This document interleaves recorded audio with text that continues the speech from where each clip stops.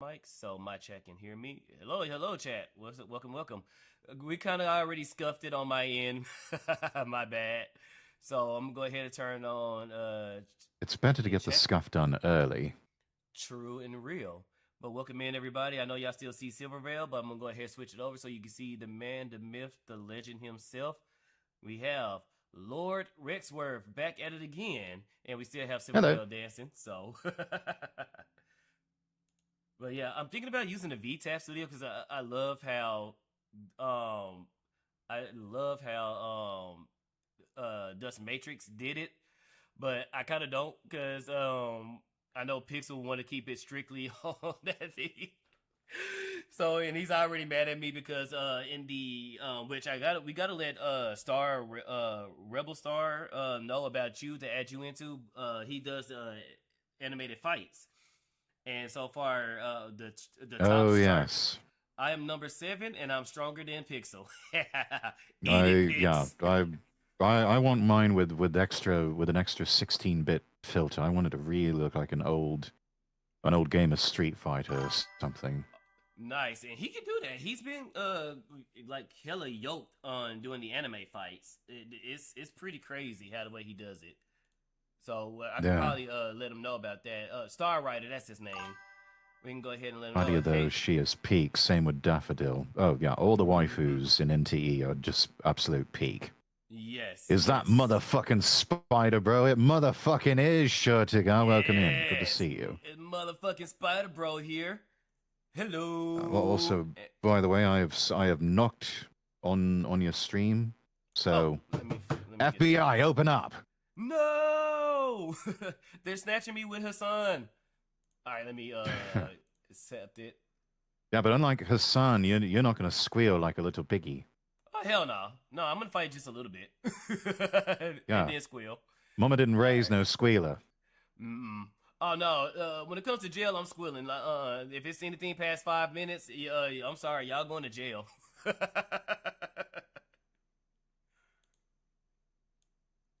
All right, there we go. Shared chat has been started with us over on Twitch. So everybody from Spider side on chat, welcome in. Not going to be able to see Spider side of chat over on Kick or YouTube, but I'm sure you can just read those off. That's no problem. Yeah. Little anime fights have been peak to watch. Absolutely. I mean, luckily, Streamlabs, I can see everybody that's on different on either side. So. Yep, but with Twitch, I do have it on my Twitch because Twitch does show me my stream performance and stream health, and usually Twitch is good at alerting me, but my stream about to die way better than Streamlabs. Right? Yeah, you normally just get the little circle of death showing that as, oh, your stream has stopped attempting to reconnect. Exactly. No, I should be live. Yep. See, it's showing up unstable, but no, I'm live on Twitch. Jess, if you want to come in and troll me with my emotes. No. I think I still got it on the scary one. So I was playing not a Hollow Knight, and I was doing something, and the next thing you know, I just get a jump scare like that sends shivers down my spine, and it was Jess. I'm like, oh my god, thank God. That does sound like something she would do. Yes, if you have redeems, make sure it's not on the horror version. She will come in, she will find the one that is the loudest and redeem multiple times. Yeah. Oh, welcome in, Just Made. Welcome in. I don't have any of those, mercifully. I know you Kick is your main platform, which I keep yelling at Kick. Yeah, they need to hurry up and get it. I mean, they just now started introducing the redeems with channel points and stuff like that, but it's not as as Twitch is. And Twitch, they already have their alert systems. It's all still beta. And they need to hurry up and get that done because, like I tell people, to go to Kick, because Kick, if you're trying to get into the streaming industry or whatever, even though yeah, it is hella oversaturated, but you never know. You know, people get lucky. You know, you might be that one. Go with Kick. Kick is a lower barrier to entry in order to get monetized, and Mm-hmm. The requirements for payout is non-existing. My first check with Kick was $4, literally like $4 and maybe 50 cents. Where Twitch, I had to clear $50 in order to receive a payout. Where Kick is like, nope, this is the money you made, whatever it is, we got you. And He's not just getting 350, he's getting 450. yeah, got that dollar mo. But you also get um paid through chat engagement as well. So as I know, once you get to a certain level, you get paid for CCV. However, you also get American penny dollars for each chat you get while you're streaming on Kick. So that's why I would tell people, like, look, go to Kick if you want to, or go to Kick. But some people like to say on Twitch because of the redeem points are a lot better. But Kick, you need to work on that so I can push people to Kick. I think our overarching advice from all of this is, if you are not multi-streaming, you're doing it wrong. Yeah. Some people. Oh, Jess, you found the live redeems. I was hoping you would never ever find those. All right. Told you. She gonna find them. Ada. Oh, she got you with the ada. Mm-hmm. Mm-hmm. So wait, so does that apply to both of us or just you? Just me. I mean, if you want to for the lulz, you can. I mean, I'm not gonna stop you. It's like, it's a free country. You do what you want. All right, just for Jess, I'll hit you with the ada. That's it. You ain't getting another one out of me. Not bad. Thank you. Not bad. I try. You're not getting the ooh out of me. Don't even think about it. Yeah, we're not going to talk about that, Redeem. We don't talk about that. No, just do not redeem. No, no, ma'am. No, sir. What's this? Oh, that's my trolling Indian voice. Do not redeem. I think we redeem. Got a notification. I'm so sorry, everybody. Oh, Hollister. Thank you for the full sin. Thank you for the 100 kicks. Sorry, that was buried behind my anime head. Let me move some things. I should move some things. Where's the alert window? Where did I move that alert window? Thank you for blessing my boy with the 100 kicks. Yes, thank you for that. Actually, we need to move that over there. Yes, but Hollister with the dub over there. Thank you for that. Thank you for that. Yeah. So we're going to be kind of winging it today. We had a few things that we want to talk about, but mainly just going to be a just chatting stream. Hence the title, Lad Talk, over on my side. Because it's just us lads together talking about the things that are of interest to us, the things that are kind of sending us, the things that are causing us to crash out a bit. Oh, yeah. I suppose we can go ahead and get into it. Okay. So, I know as I say so often over here, let us do the news. The news. So, what we have been talking about in the side chat or between us was the whole thing with Ferrari. Let me go ahead and make sure I'm on my Yeah, I've got the video here on my side. I'll go ahead and play it for everybody. It's 30 seconds. Okay. Well, which one is it? Ferrari's got a new one. It's called the Luce or the Luce. I'm not sure what that translates to in Mario talk. So, but there it is, and all of its disgusting quote unquote splendor, and we use the term splendid advisedly. Is it the first video you sent me on the side chat, or? It's the one that was in my tweet. In your tweet. Okay, let me see. This one. That is way too loud. Let me pull that down, chat. I'm sorry. Okay, I see it. All right, so here's what we're talking about on our end chat. This is Ferrari's electric vehicle. Now, I understand Yes. whoa, wow. X finally decided to increase their volume. Usually everybody's yelling because the volume is crap. But I have no idea what how's the language on here, Rex? Can we go all out? As long as we Oh don't say yeah, slurs, go right? off. Go off, Okay. mate. Go off. So I don't know what the fuck am I looking at, dude. I done got 3 different cars, then a Ferrari. Like You at this angle. you are looking at something that had the Ferrari badge slapped on it that did not come from Pininfarina. That was their first mistake. No, this came No, from this Timu. one was primarily designed by a bloke named Johnny Ives.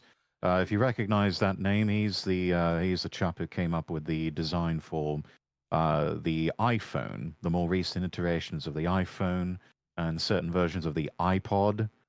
Um, and what did he do? He basically designed a Ferrari iPhone that you Basically. can drive. Yeah. This guy need to be tarred and feathered for this monstrosity of a vehicle. Like, it looks like a BMW. Like I said earlier, it looks like a BMW i whatever. The front. Oh yes, the old i3. If you look at the back, it looks like something Hyundai. And I know you, which is funny because you said Hyundai did it better. But this looks It like looks like they were trying to ape the GTR headlights or tail lamps of Nissan So it's an Apple car, yes, from long really ago, does. but which in a way I think the old Skyline GTR in some ways was kind of a nod to the back ends of Ferraris of old. But yeah, it's just it looks like a cheap, plasticky, unfantasticky child's toy. Yeah. And like, it's got Ferrari badging slapped on it. Yeah, like what poor sap has got. Oh my god, the interior. No. Oh yes, and then the steering wheel. The steering wheel looks awesome. Flat bottom, but with the 3 thin spokes. Very, very much a nod to old Ferraris. Other than that, it's hideous. They do what all these car companies are doing and just slapping a tablet on the Yeah, they basically they've pulled out all of the switches, the dials, the gauges, the levers, and have replaced them with screens and infotainment, aircon. Everything has just been replaced with a giant iPad touchscreen. Yes. And that's awful. That's absolutely awful. It's ugly. It's ugly everywhere. I don't see no flattering angle with this vehicle. There is none. There's no sexiness to it at all. No, the only thing that's sexy about it maybe is the brakes. That's the only thing that's sexy about it. But yeah, but these days, just about everybody's putting Brembos on their cars. True and real. And yes, thank you, Jess. That's Mama Spydr. Shout out to my man Jigs for making this wallpaper for me and Mama Spydr. But yeah, like Nissan's. Tugas says Nissan. Yes, this looks like something that came out of Nissan factory. The current iteration of Nissan, but maybe not the Nissan of old, which is unfortunate. Now, Rex has a manly, sophisticated voice. Respect. You would kill with American chicks with that voice. Oh yes. I often, modesty forbids me agreeing with you. If anything, I just tend to quote Solid Snake of "Don't worry, you'll land back on your feet when you meet me. The reality is no match for the legend, unfortunately." Currently locked in read only. Somewhat else. Lol. Got to send love somehow. Oh, I see. I don't know what that. I don't know what that means. But yeah. Anyways. Let's see. Love the wallpaper. Oh, this thing. Don't text and drive. Then put screens on the dashboard. You're looking at a disaster waiting to happen. Yes, indeed. mainly hate the color of the car. Yeah, the bright blue on that in particular, not a But good I don't even idea. think the red looks like this because I I don't, see one I right don't now. even I'm think looking at it the in red. red is not even the proper Marinetto red that they normally do. It's all these sort of pastelly type Now, colors. Which, if now, you're going to go pastel, it's just mm-hmm, white. Just go with white. If you're trying to catch the Miami Vice vibe, like what they did with the Testarossa, mm-hmm. just white. Just a Now, white Ferrari. That's all you need. on my screen, right now, I just typed in YouTube Ferrari on YouTube, and of course, that ugly monstrosity was the first thing that popped up. But as Chad, Hmm. as you can see on my end, these are the different Ferraris. These Ferraris have, now don't get me wrong, I'm always a Lamborghini type of guy, but I'm not gonna lie, a nice Ferrari is a nice Ferrari. And what Ferraris does best at is the different curves, angles, and all that. They make sure wherever you look at Yeah. that car, it looks good. As you can see from this Hmm. interior right here, Come and have a look at I know The Lord Ferrari Ritz can't see Purosangue it. has one of the best. Maybe if I can probably share my screen. Yeah, if you can share your screen in actually, we could probably do that on both our ends here. Mm-hmm. Let's do. Let me Let me. show you what I've got up on my side, Mm-hmm. and then I'll take a look at what you've got on your side. Okay. Okay. So right now, So, oh, you've got a right. video up here. Okay. Mm-hmm. We got the I cannot pronounce that Puros Singuin. Puro sangue. Puno Sangue. Thank you, gentlemen. But Come this and is have a the look at Puno this. Sangue. The Ferrari And Purosangue has one of the best launch control look at that sequences. I press upon interior. that, it goes Just into by, launch. look at Right, that. the Yeah, car drops down, that's still a onto proper suspension. Ferrari there, even though it's Throttle gives me kind the of revs, but I'm actually not family putting the crossover right now. SUV I've got territory. to find out how fast But it it can still run has 60 that miles an hour. Before then, characteristic I'm of gonna I talk don't you know through what this I'm car, looking the at, but I know it's a interior, Ferrari. the interior, Look how at that. tactical it Look at is, those Yeah, angles. Look at that still got the interior. proper design language. And so much of Ferrari's design language, they owe so much of that to the design house Pininfarina. Mm-hmm. Many of the legendary body styles that we know that are just so iconic, the Testarossa, the Mhm. F355, the 308, the Magnum PI car, I And think the now, Dino as well. I could be wrong about that one. mm-hmm. But all of these designed by Perfect. Pininfarina. Low to you, Jess. All right, let me move my mic closer. It looks like Discord is messing with my audio again, so let me move my mic a little closer. That's good right there. That's good. Okay, bad. Yeah. All right, let me. Yeah, you're still good without overmodulating. Okay. They suspended me on X for liking shit. Just for liking shit. Probably got treated as a spam bot. Sometimes if you like, Yeah, maybe you like stuff, too much too soon. Mm-hmm. So I know X has been because they're trying to catch the bots. So a lot of people are getting friendly fired and getting caught with strays because the bot I mean, issue. they could fix that by just not letting the third world access X I thought they and put. mainly block out all of India. I thought they were supposed to do that. Didn't they say they had a feature where you can block out certain countries or certain regions? I mean, you can on the individual account level, I think. It's just that they need to just not let those people have access to X.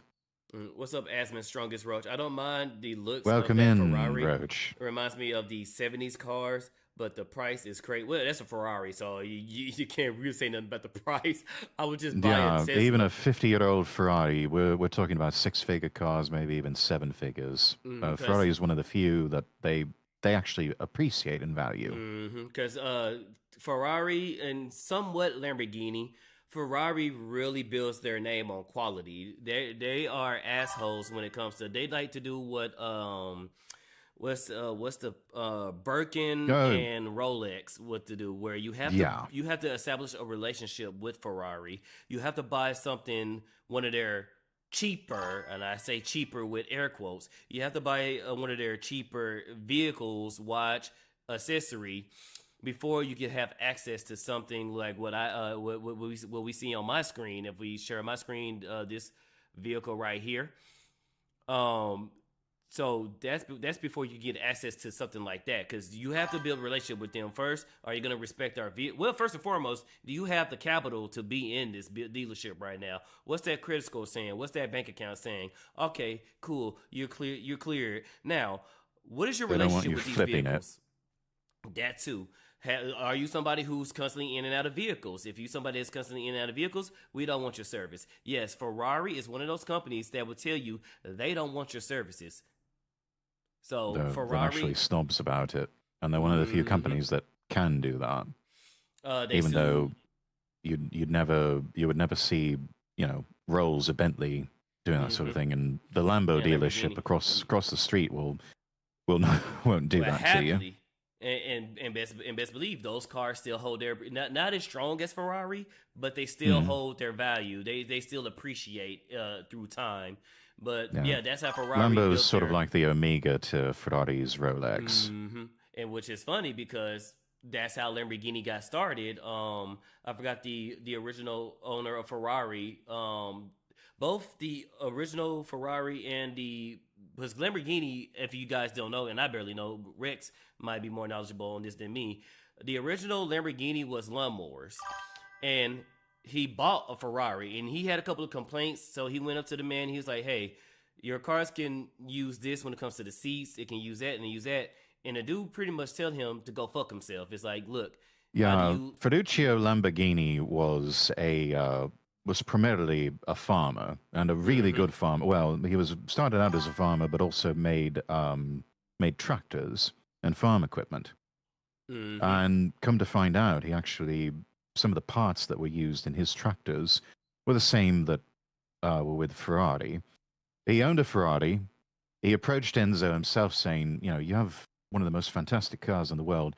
There's just a few niggling little problems. And let me go engineer autist on you and explain how you can fix all of that. To which Enzo just said, "Bro, you're a fucking redneck farmer from, you know, out in the countryside. Fuck you. Get out of here." He just really told Lamborghini off, and it pissed off Lamborghini so much that he's just like, "I'll show you. I'm going to build my own car company with hookers and blackjack. Well, second off, forget the car company." But no, he did not really. Can we not forget the hookers? He built his own car brand, and with the sole intent of beating Ferrari at his own game. And in many ways he did, except in racing. Ferrari has almost always dominated in racing compared to Lamborghini, except that one time that they pissed off Ford, and then Ford beat Ferrari. Ford came in and was like, we getting in this. And which vehicle did Ford use? Did they use the what is it? The GT? The GT.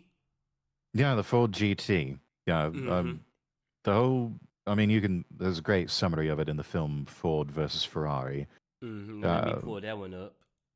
Yeah, really good film. Really good story, too. Ford was in a position where they wanted to buy Ferrari, but the terms they presented were not acceptable. Ferrari took them as an insult, and he told Henry Ford the second that he's like, you know, you're some dumb American hick that is living in your grandfather's shadow. You know nothing about cool cars, and fast cars, and you know how to build a decent proper car. So he told all of them and told Lee Iacocca to just piss off. And I think he even called Henry Ford II fat, which really sent him over the edge. Especially when Iacocca relayed that order, he called you fat, sir. And so they just made the decision. They approached Kettle Shelby and some other people, and they just said, here's a shit ton of money. Build us a car that can beat Ferrari at Le Mans.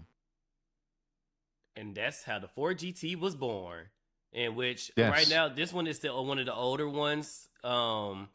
That you can see the top two. This is the newer one. That's the back. I kind of don't like how this guy did that. I think that they just that's not even what the original, because this is what the new one actually looks like, and it looks the like new one is a teardrop. Like new one is beautiful. it's very much an homage to the original.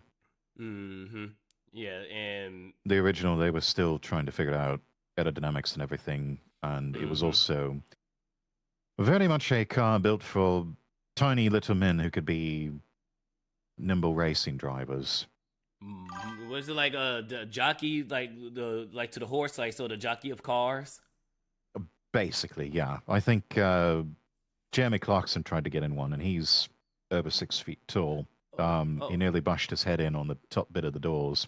Oof! Because it's like the sort of semi-Targa roof style with the doors, to where a portion of the roof comes out with the door to open it up, and he's just like, I can't fit my head in without crushing my skull. Oh, I have a question for a chat, Rex. Elucidator says, Rex, how do you like your tea and coffee? I must learn how you get your sway. I prefer a variety of different teas, whether black or green or white teas, preferably with decent amount of caffeine. Yes, tea is caffeinated, for those of you who don't know. But with plenty of milk and sugar. And also, speaking of tea, you can use code Spydr-Bro to get yourself 10% off if you go to Dragon's Treasure Tea. Very delicious tea, second to none. And before I became a sponsor, I actually bought 3 teas. I always said I got the Undead Bride, the Cherry Cola, and the Party. All 3 of them, great. And I think you have a code with them too, Rex.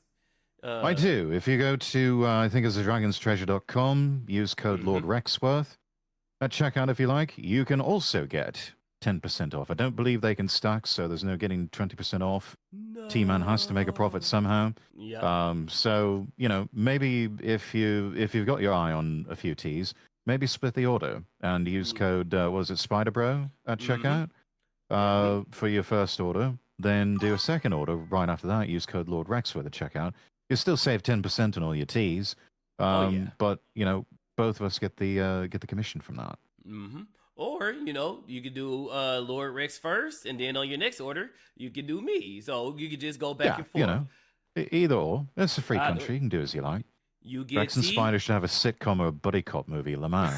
Yeah, we can do a revival of Miami Vice. We're fighting crime the hard way, and in designer clothes and a $250,000 sports car. Yes. So not the Ferrari loose. We're never doing that. Oh no, Ferrari will have our necks. Yeah, no. We're going fun bit of trivia about Miami Vice. In the first 2 seasons, they had they did not have the Ferrari Testarossa because it wasn't released yet. They presented it as a Ferrari Daytona. Okay. It wasn't a Ferrari Daytona. It was actually an old Chevy Corvette Stingray that had been modified with a body kit by McBurney Coachworks to look like a Ferrari Daytona Spyder. Yeah. Well, Ferrari caught wind of that. They were most displeased. And they said, you've got some choices here. We can consider taking legal action against you, or we can just give you 2 of our latest cars, the Ferrari Testarossa, one that you can use for driving shots, one that you can use to mount cameras on. So take your pick. To which Michael Mann and the production crew said, "Yeah, you know what? We'll take 2 Ferrari Testarossas. We'll use that." Just one so they question, blew does up one come in black? They originally did come in black. There are some promotional shots for when season 3 of Miami Vice was debuting, where Crockett and Tubbs are standing in front of a black Ferrari Testarossa. But the decision was made by the production crew to repaint the cars white. So that's why you went from a black Ferrari Daytona Spyder lookalike to an authentic white Ferrari Testarossa. Let's see, Testarossa. There we go. Let me bring it up on the stream. That way people can see it.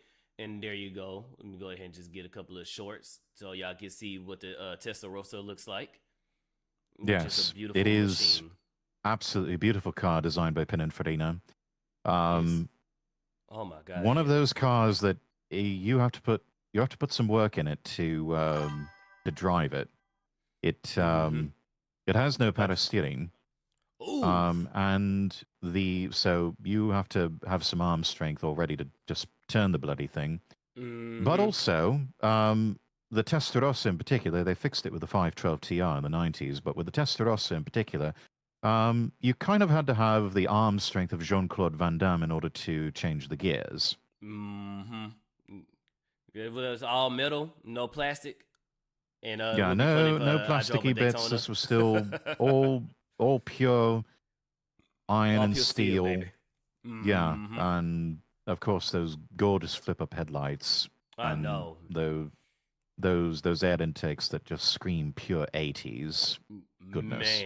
Man, Nyannis will right now be going crazy if she was to see this vehicle. Nyannis is another bit of trivia about this car. I think they made one Spyder version. It was a one-off by a Coachworks company that partnered with Ferrari quite often, but they made one convertible version of the Testarossa. I don't know. And it was, it's a rare find. Let me see if I can. Is this I have it pulled up. I don't know because this looks pretty new. I don't know how new. Let's look at convertible. Oh, here. Oh, it's actually one of 7. 1 of 7. So okay, so it's on your screen. Yeah, we've got here from the Rob report. Oh, there you go. Yes. Photograph from Sotheby's.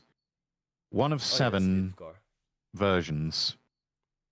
And this was, when was this published? 2 million. Doesn't say. Oof. Yeah, recently auctioned off for a starting price of $2 million.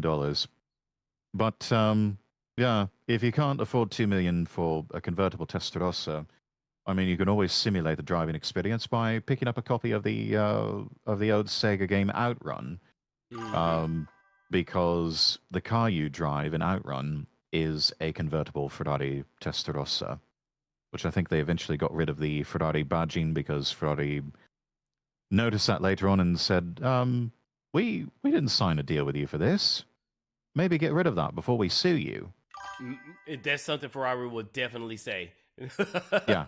So Ferrari is like it's a car. It's like the car company that these Disney for cars. That's what I was trying to say. Ferrari is the Disney of cars. They will come to you and say, "So how about them lawyers? Huh? But man, they're beautiful. I mean, don't get me wrong. Ferraris, beautiful machines. Love to hear those things purr. Love to hear those things sing. They're assholes. I will go with Lamborghini 10 times over because how Lamborghini feels. If you're able to walk in this building and take one of these cars out of here, you got it. You got it. Well, and Lambo is especially with. Thank you for one kick. Yuka. Especially with thank you. Especially with the more recent cars that they've been making ever since they were purchased by the Volkswagen Group. They have done extensive partnerships with Audi, and so quite often there's a lot of Audi and VW tech in modern Lambos, to the point where the driving experience, you don't have to be an expert Le Mans or Formula One driver in order to handle a Lambo. It's actually quite easy to drive one of their cars. So it's easy to drive. It's hard to see out of those things. I drove an Oricon before, and it was beautiful. It was fun. It looks like a freaking spaceship in that thing. But that rear view mirror. Don't even think about it. That thing is that thing is there for decorations only. Just made a question. If you're answering my question, it ain't showing on the chat for some reason. No, I think she answered it a lot earlier. It probably just Spanish. Oh, okay, we read that one already. Rex would be the suave professional Interpol agent who's being grudgingly paired with a street smart spider like Axel Foley from Beverly Hills Cop. I like Axel Foley. He's pretty cool. Rex hates him at first, but grows fond of him as the movie goes on. Rex even nods to one of Spider's hip-hop songs at the end, Lamau. That will probably be our relationship. Yeah. We close out with me saying something along the lines of, word up on fresh tracks being laid down, homie G-Dog. Yeah. Dun, dun, dun, dun, dun, dun, dun, dun, dun, dun, dun, dun. Yeah. We could do that. We could definitely. Cause like there was one dude that sent a songs that he made of Sonos that was pretty beautiful. It was a little bit of gospel, a little bit of old tech, and he said he was coming up with a show called like Demons and something like that. It was actually pretty interesting on what how the way he did it. And I was crazy. I was doing like a script for a show. I was gonna call it Bros. And it was going to be Bounty Retrieval Operations Specialist. You know, it's the name Bros.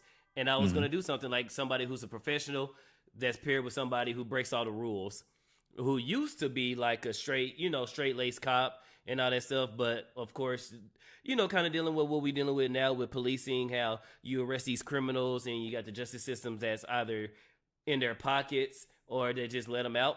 And so he just does what he just breaks the rules to get them and snatch them up. Harry Gaines, thank you for the follow on Kick. Thank you. Yeah. When I said I thought you were meant to, I didn't answer. I'm regarded. It's all good. Yeah. No, if anyone wants to create some AI artwork of me and Spydr-Bro here, look like we're on a poster for a buddy cop film in the realm of Lethal Weapon or Beverly Hills Cop or something like that, go right ahead. I would actually love to see that. That would be pretty cool. Yeah. But what would be crazy, everybody think I'm the bad cop and I'm actually the good cop and you're the one that's the bad cop. It's like you're a very professional and then you just like comes to Batman when it comes to you turn into Batman when it comes to interrogation. And it's like, wait, I thought it was gonna be for this guy. Oh no, it's that guy. I could see that. I could see that. Yeah. That kind of sounds like something I would do. It's like, look, that guy, he's professional for a reason. It's because if you don't answer these questions, you're going to see his temper side. And don't get me wrong, he's he's cool, he's calm, he's collective, he's suave. But if you ever piss this guy's off, let's just say you don't want to see... It would almost be like, what would happen if Axel Foley teamed up with Detective Hetty Callahan? Yes. That is Rex when you piss him off. You gotta ask yourself, do I feel lucky? Well, do you, punk? And me, I'm just gonna slide back, kick my feet up, get the popcorn, and just watch the show. It's like, aren't you gonna stop him? Oh no, you got it. Kicking back like Eddie Murphy. Oh shit, you fuck now.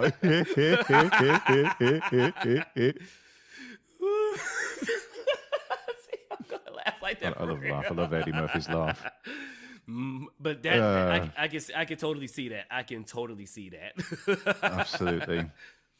We've got some more here on this whole Ferrari debacle, but safe to say they're kind of fucked with this one. Frozzi tweeting out, B Ferrari spent 8 decades selling cars based on the sound they make. I think they're second only to Maserati in being able to trigger a Lady Chatterley crisis in the women by just revving the engine. Yes. Hire Johnny Ive, the guy who killed the headphone jack and shipped the butterfly keyboard to design your first EV. Wait 4 years, unveil the Luce in Rome, charge $640,000 for 280 miles of range. Yes, you heard right, chat. $640,000 for that Ferrari. Oof. A $50,000 Mustang Mach-E does 300 miles of range. Zitter's 60 in 2.4 seconds. So does a used Tesla Plaid for the 10th of the price. Weigh 4,982 pounds. Basically the same weight as a Ford F-150 pickup truck. What up, Kyrie? 4 doors, 4 seats, a hatchback trunk. Ferrari proudly calls the largest luggage capacity we've ever offered. Ive at the launch. It's not styled. Except it is. Actual designers call it soulless. They compare it to a Honda, a kit car, and a Lotus Elise for the EV era. Actually, a Lotus Elise EV would be an improvement. Yes. Because EVs are silent, you bolt an accelerometer to the motors and run an algorithm that filters unpleasant frequencies and amplifies musical ones. So you get rid of all Another the thing to. engine noise, and Mhm. you just you You pull kill a it. Dodge You and kill put the a big soul. speaker. You put a big speaker in there, and that's another thing that's gonna break. Yeah. US deliveries, taking delivery second quarter 2027, 640 grand for a £5,000 saloon with a synthesized soul, designed by the man who killed the headphone jack. Ferrari, let me And go ahead and then- give y'all some advice. Don't even bother shipping on in. They're not gonna sell over here. Yeah. Let me just save y'all some money right then and there. But go ahead, Rex. While you talking we about, have make this. my coffee. I'll be back. We have this from the former Ferrari chairman, Montezemolo. He was not kind in what he had to say. Here's what he had to say. Si rischia la distruzione di un mito. Mi dispiace moltissimo. Ma lo possiamo dare? Spero che si tolga il cavallino almeno da quella macchina. Che dobbiamo fare con la Cina? Che dobbiamo fare con la Cina? Cosa dobbiamo fare? Con la Cina. Che Questa atteggiamento- sicuramente è una macchina che almeno i cinesi non ci copieranno. Non avranno si dire quello che. All right, so no subtitles there. We're speaking in Italian, but translated, roughly translated anyway. He says, I cannot say what I really think. I would harm Ferrari. We risk the destruction of a legend. So sorry.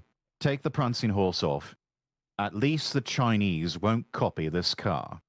You know, I think you that messed that up. last line in Mhm. particular, most damning of all, at least the Chinese won't copy this car. If even the Chinese cannot be bothered to rip off your product, You know you messed up. you have done something so horribly wrong. Yes. When the Chinese is But, like, ooh, keep that one away. Rex, what is the best UK television show ever, and why is it EastEnders? I would dare say it's not EastEnders. It's daytime soap opera. That's like saying Coronation Street is BAFTA award-winning television. Yes.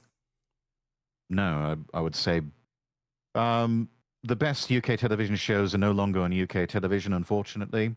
They are within the vaults of ITV and the BBC. Yes, you have to have a license would- to get the good shows. I would say that some of the, like one of the best British comedies of all time was Yes Minister and Yes Prime Minister, written by Anthony Jay and Jonathan Lynn, one of whom was also the scriptwriter and director for My Cousin Vinny, which has been hailed as not only a great comedic film with Joe Pesci, but it was also a crash course in American civil procedure and law. Mm-hmm. But Yes Minister, Yes Prime Minister, brilliantly funny series of shows, and it also is an excellent crash course in political science. So if you learn nothing if you learn nothing else about British politics, just watch Yes Minister and Yes Prime Minister. It will explain everything and probably even provide at least a humorous explanation as to why British politics is in the absolute state that it is today. Antiques Road. I think you mean Antiques Road Show, Jess. Yes, that was originally a British invention, later adapted for American public television. Mm-hmm. Also fairly good, but I don't think it's on anymore, or at least not in the way that we know and love it. We have Let's Kyrie see. on TV. As a half British man and who lives in the UK, I agree with Rex on the TV show thing. The only good British comedies still on air are Father Ted and Black Books. Agreed on Father Ted. Actually, I haven't seen any of Black Books. What is it because they're black? No, it's hard to get shows from the old country over here, even on streaming services. I'm just joshing you, Yeah. Rex.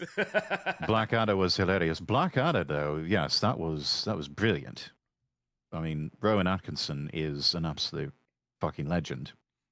We've also got some other things here. uh, staying on the topic of Ferrari, Mm-hmm. naive meme tweeting out Hyundai did it better, Yes. showing off the photographs of the Hyundai N74. Originally, it was a concept car. They have taken the concept car and made it into a road-going car. It Oh will my god. be available in dealers eventually. So is it coming to America as well? I believe so. Yes. Ooh, That's the I plan. might have to cop that. I might have to What cop is that. so amazing about this car is that it is a retro future take Mm-hmm. on the old Hyundai Pony concept car, which was designed Yes. by Giuseppe Giugiaro. That was actually a rejected concept by Hyundai. Giugiaro took those designs and reworked them a bit because a bloke by the name of John DeLorean approached him and said, "I want to make a Grand Touring sports car. Do you have anything you can design?" He's like, "Let me dig something out here, see what I can do." And so those designs for the prototype Hyundai Pony would later be reworked into the car we now know as the DeLorean DMC-12, the Back And to it's the Future crazy. car. Because the side profile screams DeLorean. Heck, even the front a little bit. This looks like the Indeed. DeLorean was brought back, and they actually did it the right ways. Unfortunately, they sacrificed the do they still call it the butterfly doors? Because I know The gull Tesla, wing doors, you mean? gull Yeah. wing doors. You don't Okay, get so the gull wing doors on this one, unfortunately. yeah, and I know But, Tesla does the eagle door, so gold wing, eagle door. So yeah, unfortunately you don't get that, but I think that's I don't know those I think those doors are honestly for that time, but that looks beautiful. They are hard to it pull has off. yeah, it has the futuristic with the old 80s 90s digital take with the headlamps and the tail lamps. Now this is something you would think something like this would have came out of Ferrari. You know, not this You would hideous think. monstrosity. Yeah, not whatever the hell that is. Like, what is that? Yeah. And that Oh my speaks to God. the overall theme, the thing that I kind of touched on with my own quote tweet. You know, it's not big. We're not shitting on this because it's an EV. It's not Yes. even necessarily because of the infidious specs, because Lord knows Ferrari has made cars with infidious specs before, and they still became bestsellers. The thing that really just drives people round the bend with this car is that it is so horribly, disgustingly ugly. People can Yes. forgive a lot of things with Ferrari, but an ugly Ferrari, that is the unpardonable sin. Like That is what people looks, cannot and will not forgive. that looks better as a Honda Civic. I think if that Yeah. was a Civic badge on it, that would actually be good. A Ferrari badge? What the fuck? But even Honda is going retro future with one of their EV concepts, a hatchback style sort of nod to the Civic with Yeah. one of their electric vehicles. Sterling Crispin tweeting out here some things he's done to kind of play with AI and mashing up modern EVs Agreed, carry on. with classic car equivalents, saying, "Hear me out, cars, but with hard edges again." Yes. And oh my not God. just That's the- AI? This is done with AI. This is AI image generation Oh that we're my looking at here. Full disclosure God. chart. Yeah. That so is nice. these are, yeah. This is. I think with these Ferraris, I think he took the. He might have taken something like a 512 BB or a Mondial, and said stretch it out and turn it into a four-door saloon car with a hatchback. Which even this very concept would Enzo I love Ferrari it. himself, were he still alive, he would find it repulsive. He never wanted to create a four-door saloon car. He is quoted as saying that the back seats are for dogs. Damn. Yeah. I At respect most, that. he would have. He agreed to and produced several two-door Grand Touros, but that is as far as he went with his cars. He did not believe in making a four-door family saloon version of a Ferrari. Mm-hmm. He, But it I mean, looks good. his though. thinking was if you wanted that, you would just go buy a Fiat. But If you wanted Fiats, something like that. But Fiats don't go that fast though. Like Well, I understand. that's not the point. Mm-hmm. I Because know. back in his day, the idea of a luxury sports car did not exist. You either bought a luxury car, or you bought a sports car, or you bought a sensible family car. True. But never did the three ever meet together. Mm-hmm. And see that's that. But see that's the thing. You could have been that one who could have did that. That's how you limit yourself. Because now It wasn't in his nature. He just wanted to build really fast cars that could win in races. That was his primary passion in life. The idea, really, the road-going cars were an afterthought just to finance his racing ventures. Racing was what he really cared about. That was the sole purpose of Ferrari. We have another pitch for you. You think you would love to host a non-shit reboot of Top Gear? I would be... Hell would freeze over before the BBC would ever approach me to co-host Top Gear. That's number one. Number two, I could not possibly hope to even hold a candle to the legendary trio of Clarkson, Hammond, and May. Though I would certainly try. But number three, I would absolutely bristle working under the abject communists that operate the BBC today. Would probably quickly find myself without a job in a similar vein to Clarkson. Now, see what we do? We're going to do what the Chinese do. We're going to take the things that make Top Gear great and just make our own show with it. And you would be the main guy. But enough about the Grand Tour. Here's another example. Mercedes coming out with their own EV. They've got a couple of EVs now. Oh, this is an EV?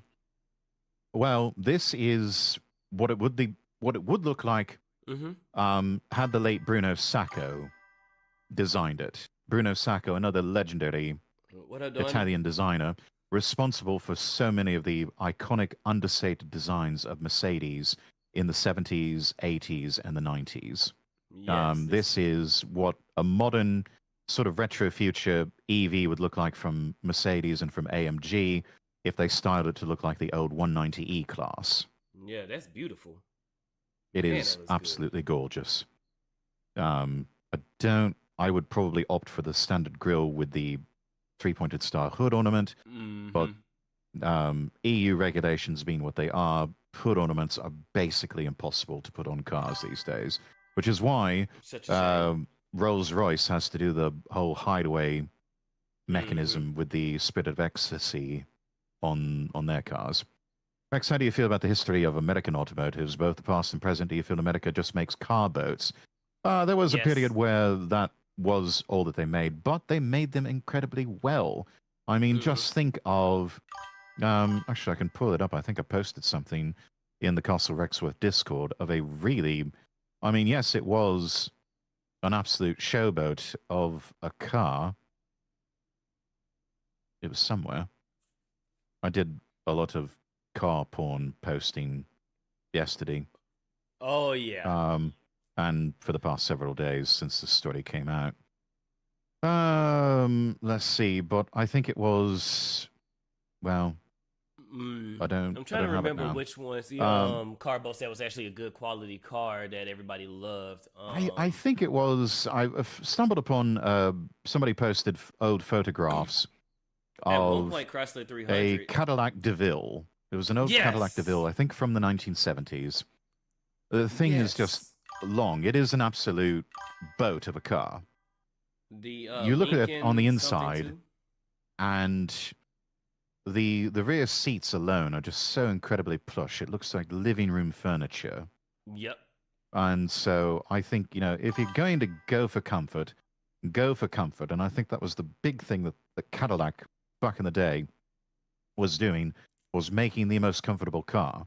I mean, you could you could run over a plethora of left-wing protesters, and with that suspension, you would not feel a single thing. Maybe a slight little bump, but that's how fluid the shock absorption was. Back when GMC actually cared about the quality of cars they produce, and when Cadillac had a strong name that could To an extent, compete, yeah. Well, could compete with BMW and Mercedes. And Buckeye, Yeah. you might one day, man. You never know. You know, brutal Buckeye, you might one day be able to sit in one of these type of vehicles. Yeah. No, I mean, a 190 E-Class, you can still find some decent examples, and even they're fairly rare, but a 500E from the 90s, from the early 90s, a 300E with the V6 engine instead of the V8. Honestly, the best examples from the 90s was the 500E. That was taking the E-Class chassis and through a bit of a joint venture with Porsche, because Porsche was a bit hard up for money back then, they were able to cram a V8 engine into an E-Class by basically taking away the middle part of the rear seat, and just created, and also had these just beautiful flared out wheel arches on the side too. Yeah. But it was they just created one of the greatest cars of all time, and even though they are now going on like 30 years old, many of them still run like the most bulletproof tank, because that's how over-engineered these cars were. So you may still be able to find one for a reasonable price out there. I haven't checked the prices as of late, but probably it is stationary. You can get one a far rather price, but if that thing is able to drive even a little bit, it's gonna cost you a pretty penny. Yeah, the older they get now, Mercedes are definitely going up in price. I remember a time, maybe 10, 15 years ago, even going on 20 years ago, when you could pick up a, well, this one here, I'll show it on screen. This is an R107 generation of the Mercedes-Benz 560 SL. 5.6 liter V8, two-seater, roadster.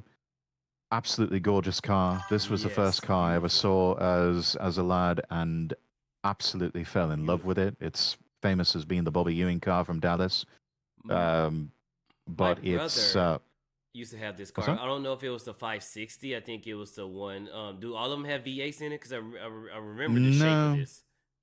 Okay, I think they had like a 300 SL, which was like a 3-liter V6, but it's still a respectable car. But okay, yeah. So they had the 300 SL. Then they had the V6 version. They didn't have the V8, and it has the same body style, but I could tell it's a little different. And yes, it was a beautiful car. Yeah, I remember looking at that. Absolutely gorgeous. It used to be you could pick these up for about 15 to 25 grand. Nowadays, they are going for about probably 40 or 50 grand each.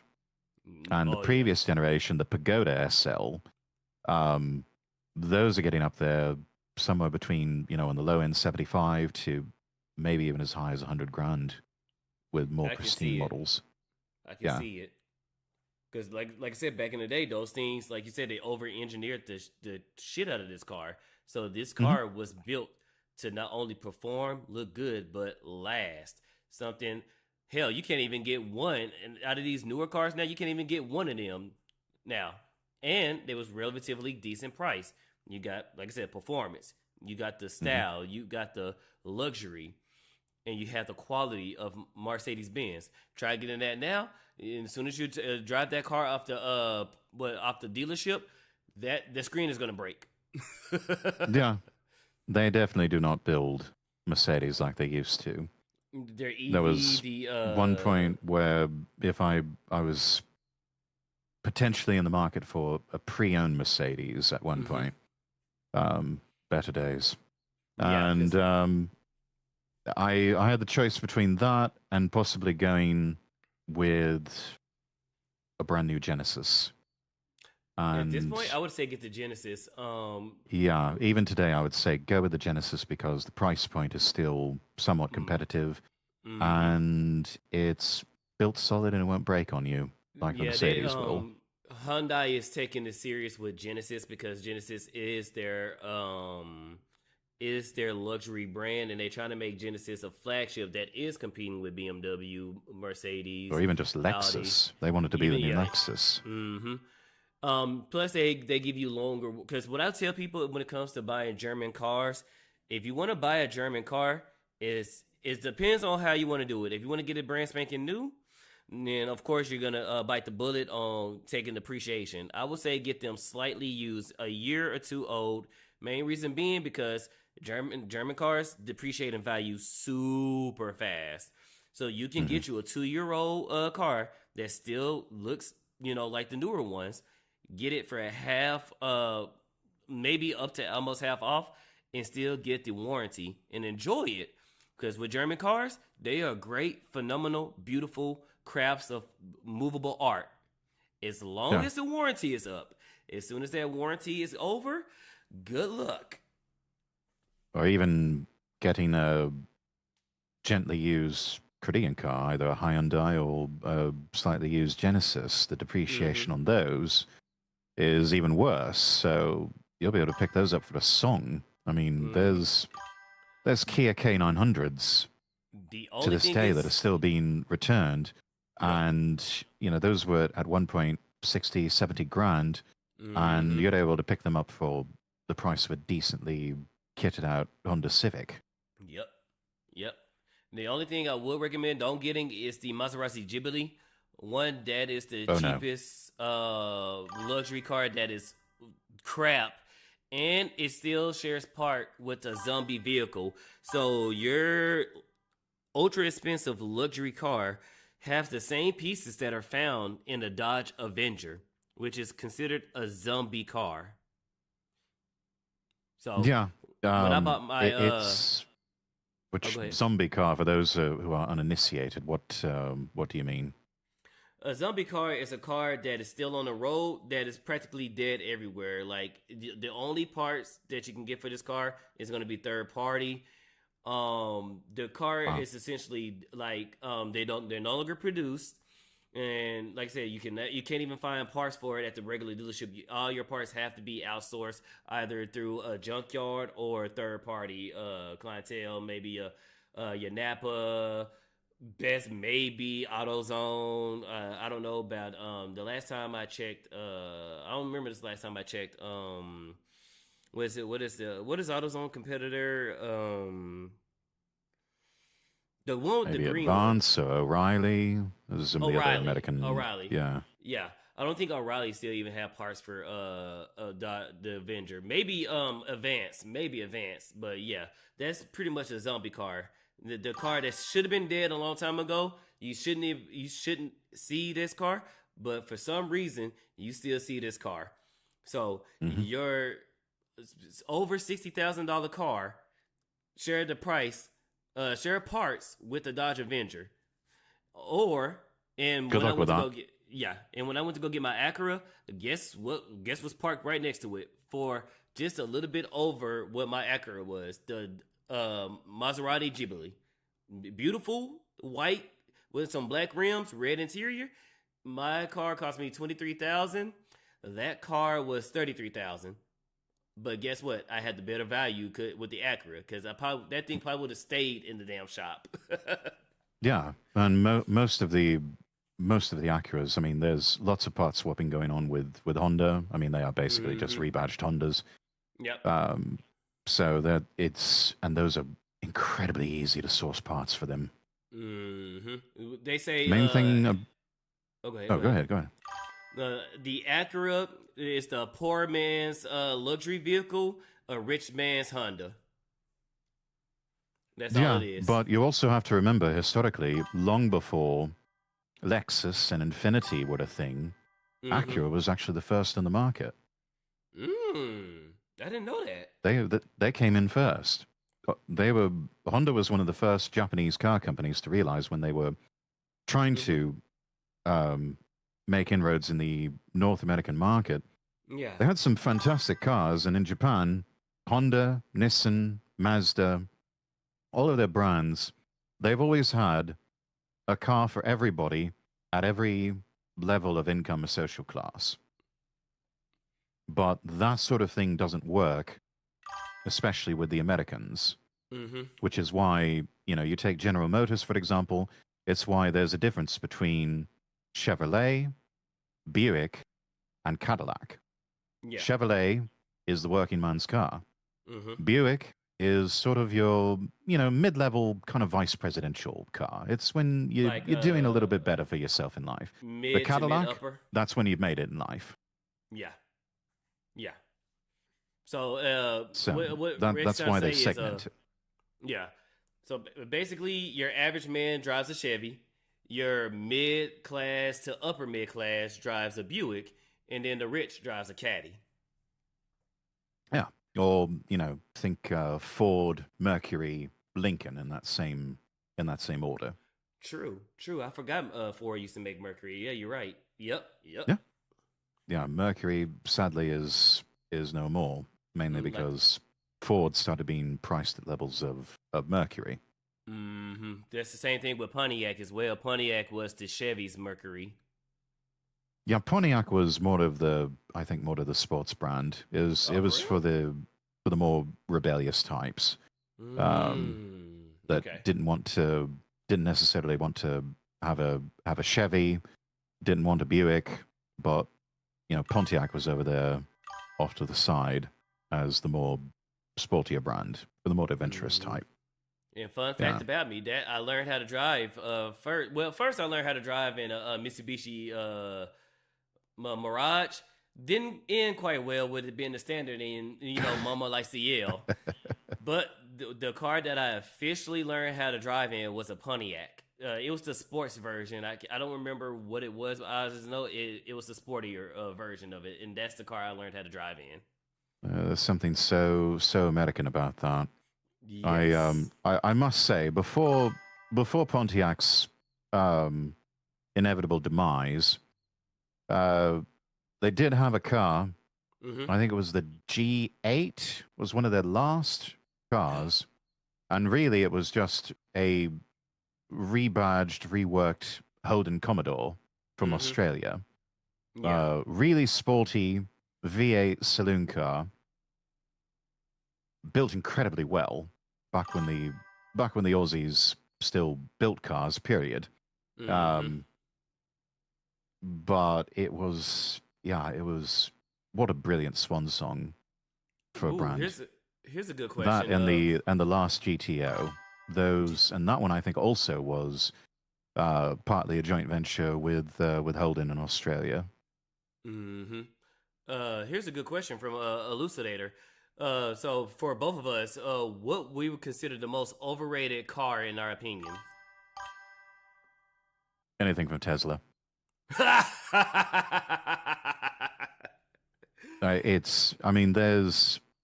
You have a lot of choices for an EV. The Tesla is sort of like the Apple iPhone or iPod of cars. Any of them, I don't care which one it is. Mm-hmm.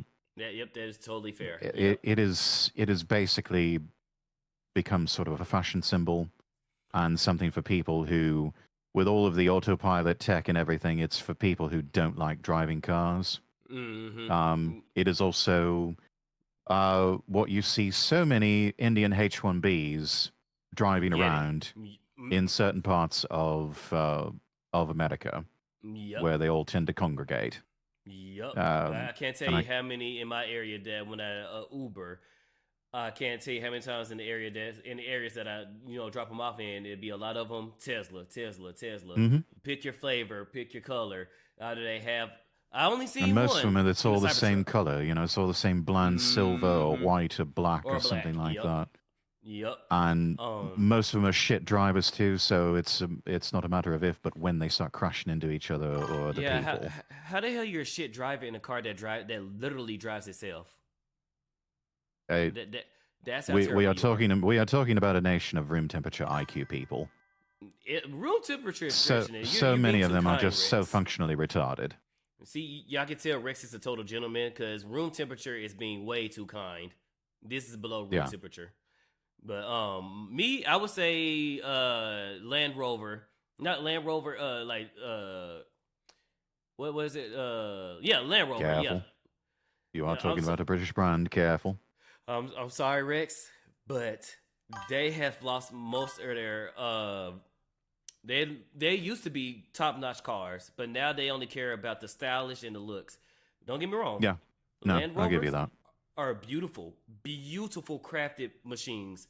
I love seeing them. Those things break even with the warranty. They're not worth the price at all. Beautiful to look at, beautiful to rent. So if you want to like rent one on Turo, lease and all that stuff, where you're not even lease. Pretty much, it's the only thing that you're responsible for is not wrecking it. Beautiful, fun experience. Owning it, don't. That'd be the only car. Sorry, Rex. Sorry, that's the only car I would even recommend. Don't buy it even with the warranty. You'll be turning that thing in. That's to me is one of the overrated cars. Now, Jaguar, before they pulled this stunt, beautiful cars, beautiful. Love them. Awesome cars. BMW, same thing. Those things are crazy with the technology, with the engines, with the styling. BMW is the perfect. No, I take that line. I take that back. It's a struggle between Mercedes and BMWs because there's some years where Mercedes is just killing it with the designs, with the technology, with the handling, with the performance of the vehicle, and then BMW comes in and slap them across the head and do the same thing with their styling and all that. But with those vehicles, again, I would say as long as the warranty is on, you got a damn good car. Mercedes or BMW, as long as you have the warranty, you got a damn good car. That warranty expires, I would say try to get rid of it. Yeah. There's so many things break on a BMW. And conveniently, when the warranty goes out on it. And they make those cars to where if it breaks, it has to be towed. You can't drive it. Some cars, it used to go into a limp mode where it's still drivable. You're supposed to take it to the nearest dealership that's available to you. They go in limp mode. Now, they just shut down. If a sensor goes off, that's it. You can't. The car will not start. It will refuse to start. That's how they're making these cars now. And that's unfortunately another... Well... Yeah, no. That's all cars now. It used to only be the luxury German cars, or It's usually the luxury German cars that will, if a sensor goes out, it will just stop. It won't move at all. You have to get it towed. Now they're doing that with all vehicles, all of them. Chat. Pretty much, yeah. Gary of Nerdrotic took the piss out of that infamous Jaguar commercial by having the Friday Night Tights panel photoshopped into it. Yeah, that was over a year ago now. Fun fact, I was thinking about doing a commercial roasting them too. Yeah, it was a terrible idea for them to cease production, and an even worse idea to go with the DEI-inspired monstrosities that we're getting from Jag now, which are just terrible. But we've got this from Sterling here. Yeah, it's one of those. It's like the Stone Toss comic of, how is this going to help us sell more burgers? Burgers? Exactly. But I'm sorry to interrupt. Go ahead, Rex. No, we've got here from Sterling more AI goodness here. Yes. Really leaning in hard to old designs of Jags. It's like if you're going to make a coupe, make a proper coupe. Yes. These cars, these that have, these sexy back-end tail lamps and really leaning hard into the old four headlamp aesthetics. And you know what's crazy? That name, the stylish of the name actually goes with that type of car. I hate how the name looks, but when you look at it on the back of the blue one, that goes.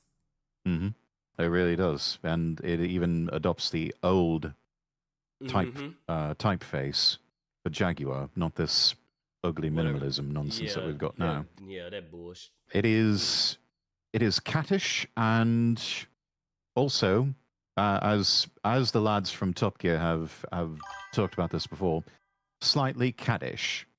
The sort of person this really is. You know, the ones that Jag is wanting to push out onto now is just something for gay twinks. This, on the other hand, is this is definitely the proper car of someone who, you know, sort of goes away for the weekend with a girlfriend.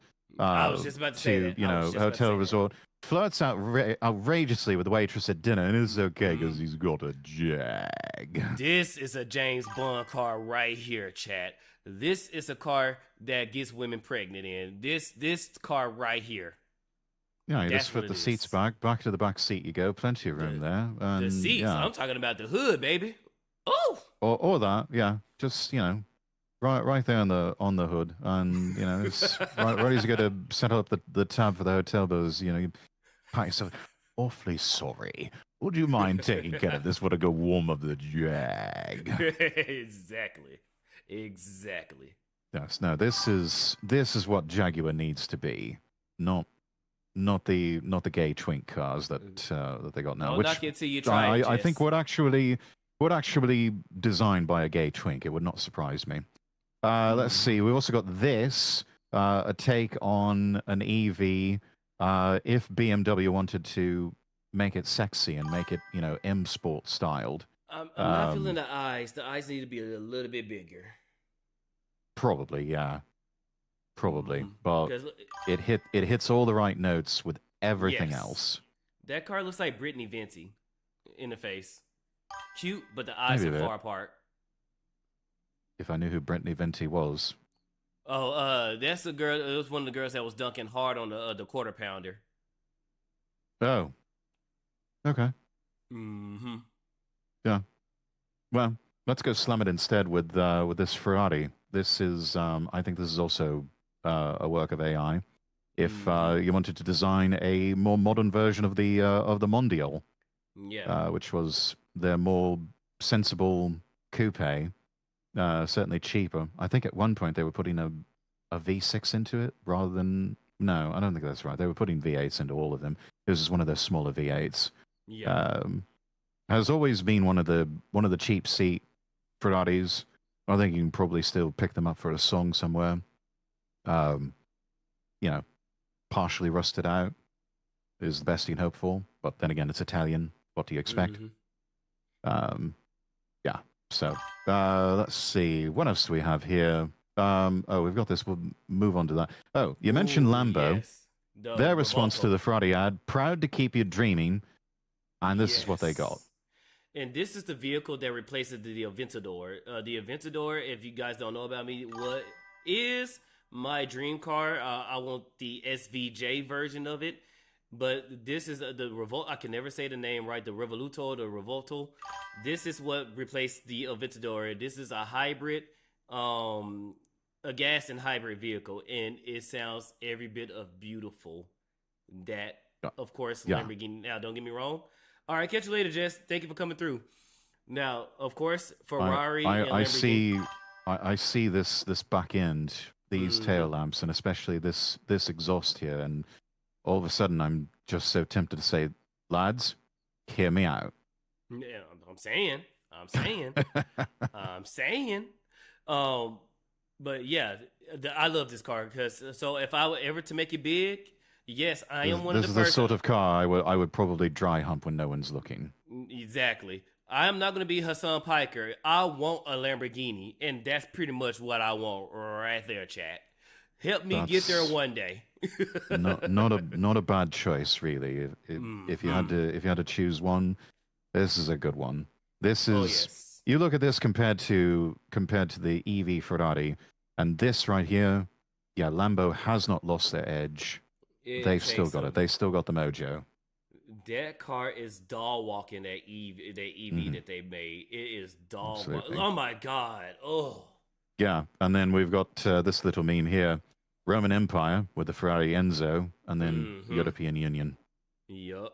Perfect analogy. Yes, 100% agree. Stamped and sealed. Yes. And oh my god, look at that. We have, let's see. This We've is- got this from Lindy Man. Let me try to defend Ferrari here. Cars aren't cool anymore. Most people don't dream about sports cars anymore. They want SUVs or trucks with comfort and safety. Ferrari was built for a world where cars were emotional objects. That's all gone. This card is the non-alcoholic beer of cars, and a lot Yes. of people have quit drinking alcohol. This car is something Mixtape came up with. This looks like whoever made the game Mixtape made this car. Yeah. No, I could see that. I could Oh see my that. god, look how it looks like okay, That's if we awful. take the Ferrari badge out, this look like the new Kia Soul in a sense, like the squares. Yes. That's what it's giving I me, could a see Kia that. Soul. Or an old Nissan Cube. Yes. We've got Owen Kemi's, these are some of the original images that those AI generated modifications were That earlier. one kind of looks a We little got better. that. We've got this from Mercedes and AMG. That looks like And a then Ninja we've got- Turtle. We've got the so-called Jaguars, Those are like and perfume then bottles. the BMW, Mm-hmm. the caption "We live in hell," Yes. and then Pascal Reed tweeting out, "Meanwhile, in East Asia." Oof! Look at that. This at is- that. I believe this is one of the. Honda. I think this is the Xiaomi from Xiaomi. China. Yeah, they were originally electronics and mobile phone manufacturer, and this is Ooh. supposed to be the Xiaomi SU7 Ultra. Okay, so the guy Which who I think made is Ferrari needs to Their go talk to take them. on this is like their take on maybe some of the sports saloons that Porsche has been coming out with. Yeah, this thing looks Which I mean, beautiful. if you wanted to really, take off the crib sheet of someone making sexy EVs, Yeah. Porsche's not doing too bad for themselves. Mm-hmm. Oh yeah, no. A few months ago, I took somebody. He works for the Porsche dealership in Fort Worth. And I ain't gonna lie, I kind of looked all those I felt like the peasant that I am, because all those cars there was nothing under $100,000 on that Porsche Oh no. dealership. But when I tell you, are there EV cars? I would buy it. I see why Hassan Piker bought his EV. That thing is beautiful. That thing is sexy. Love it. Love it. Those, oh my god, the caliber brakes on it. It's like buying a large Domino's pizza. That's how big those calibers is. Oh my god. Jack Crispy, thank you for the follow. I would hate to go get my brakes done. And this was Rex was mentioning earlier with the Genesis. Yeah, this is a Genesis Coupe concept or an actual road going version. that one is This is the actually- first I'm no. seeing. This is the this is the first coupe version. They do have this one, but it's a 4-door. Is that the what is it? The G70? I think it I is. think so. It looks like it's about G70 size. Yeah. Which about bloody time they made a 2-door version. It would be. It's perfect for that. I'm actually was in my law days. We had an associate that I worked for. He drove around in a G70 for a while, and it's a nice car. Oh yeah, it's beautiful. It is beautiful. He I love the drove like an absolute Superman- maniac in it, but people tend to. But I never think the Superman badge. I would love seeing the Superman badge on a car. I never thought I would love seeing that. And- that's true. It is a bit Supermanish with the center badging and the wings. You really will believe a man can fly. oh I don't know who makes this one. yeah, but it's this giving me looks it's giving me a mix cool. of McLaren and who does a back like that? Audi. It's giving me like if somebody was to take McLaren Yeah. and Audi and put it together, you'll come up with this. Yeah, I don't know. I mean, I love the back. Who makes It's this one? beautiful. Yeah. It's really aggressive, and that's the Lexus flagship car, the Halo. Not flagship, the Halo car. The one. Oh, this one from earlier. It was go to the other one. I think it was like a toy car. Oh, Go. Yeah, that most one. That's elegant me. vehicle out of the extraordinary expression of Oriental design, the Lexus LC 500. Mm-hmm. Oh, this is a model. Yeah, This is a model car. Okay. yeah. Yeah, no, the LC was really good. I think they're trying to bring back that Halo car. It's one of those cars that's only a niche handful of people really love them because it's one of those cars is either you love it or you hate it. Yeah, you kind of nerd out about it, or nobody even knows it's what it Hmm. is. It's sort of like Grand Seiko versus Rolex. Now, chat Rex. Let's a hypothetical. If I got the Infinity Gauntlet, boom, snap my fingers. We do not know this is a Ferrari. Would you think this car looks good as a Honda Civic or a Honda Accord? Not really. It Not still really. looks too much like a child's toy, and I'm really tired of seeing that design. I want to go back to what we've seen with a lot of the AI generation and what we're Mm-hmm. seeing now with Hyundai. I want to see retro future designs. I want to see elegant, understated designs with hard edges again. Yeah. This looks like a child's toy. This looks like you know bumper car seats and things designed to save you from yourself. True. And no, I don't want that. I want something that looks sexy and is possibly a little bit dangerous to drive on the road. That demands respect. And Yep. Yep. yeah, it's like if I crash, I crash. If I die, I die. But at least Yep. I will die in style. Have we seen the electric Ford GT prototype? Nah, I didn't Well, know we they have was seen making. the Ford GT, so we know what that looks like. It's probably not too far removed from that. Let's see. Sold out to VIP clients and priority collectors means Ferrari has insisted these customers buy a Luce in order to be on the list for another car they want. The whole waiting list thing, Damn. sort of like what they do with Rolex, or what Rolex Mhm. has been doing the past few years. This isn't loose specific. This is how you buy the top Ferraris, by buying other lesser models first. I hate that. I So absolutely hate that. they gonna force this car on you. This car gonna sell whether you like it or not. Damn it. Damn. This is what happens when you get private equity involved.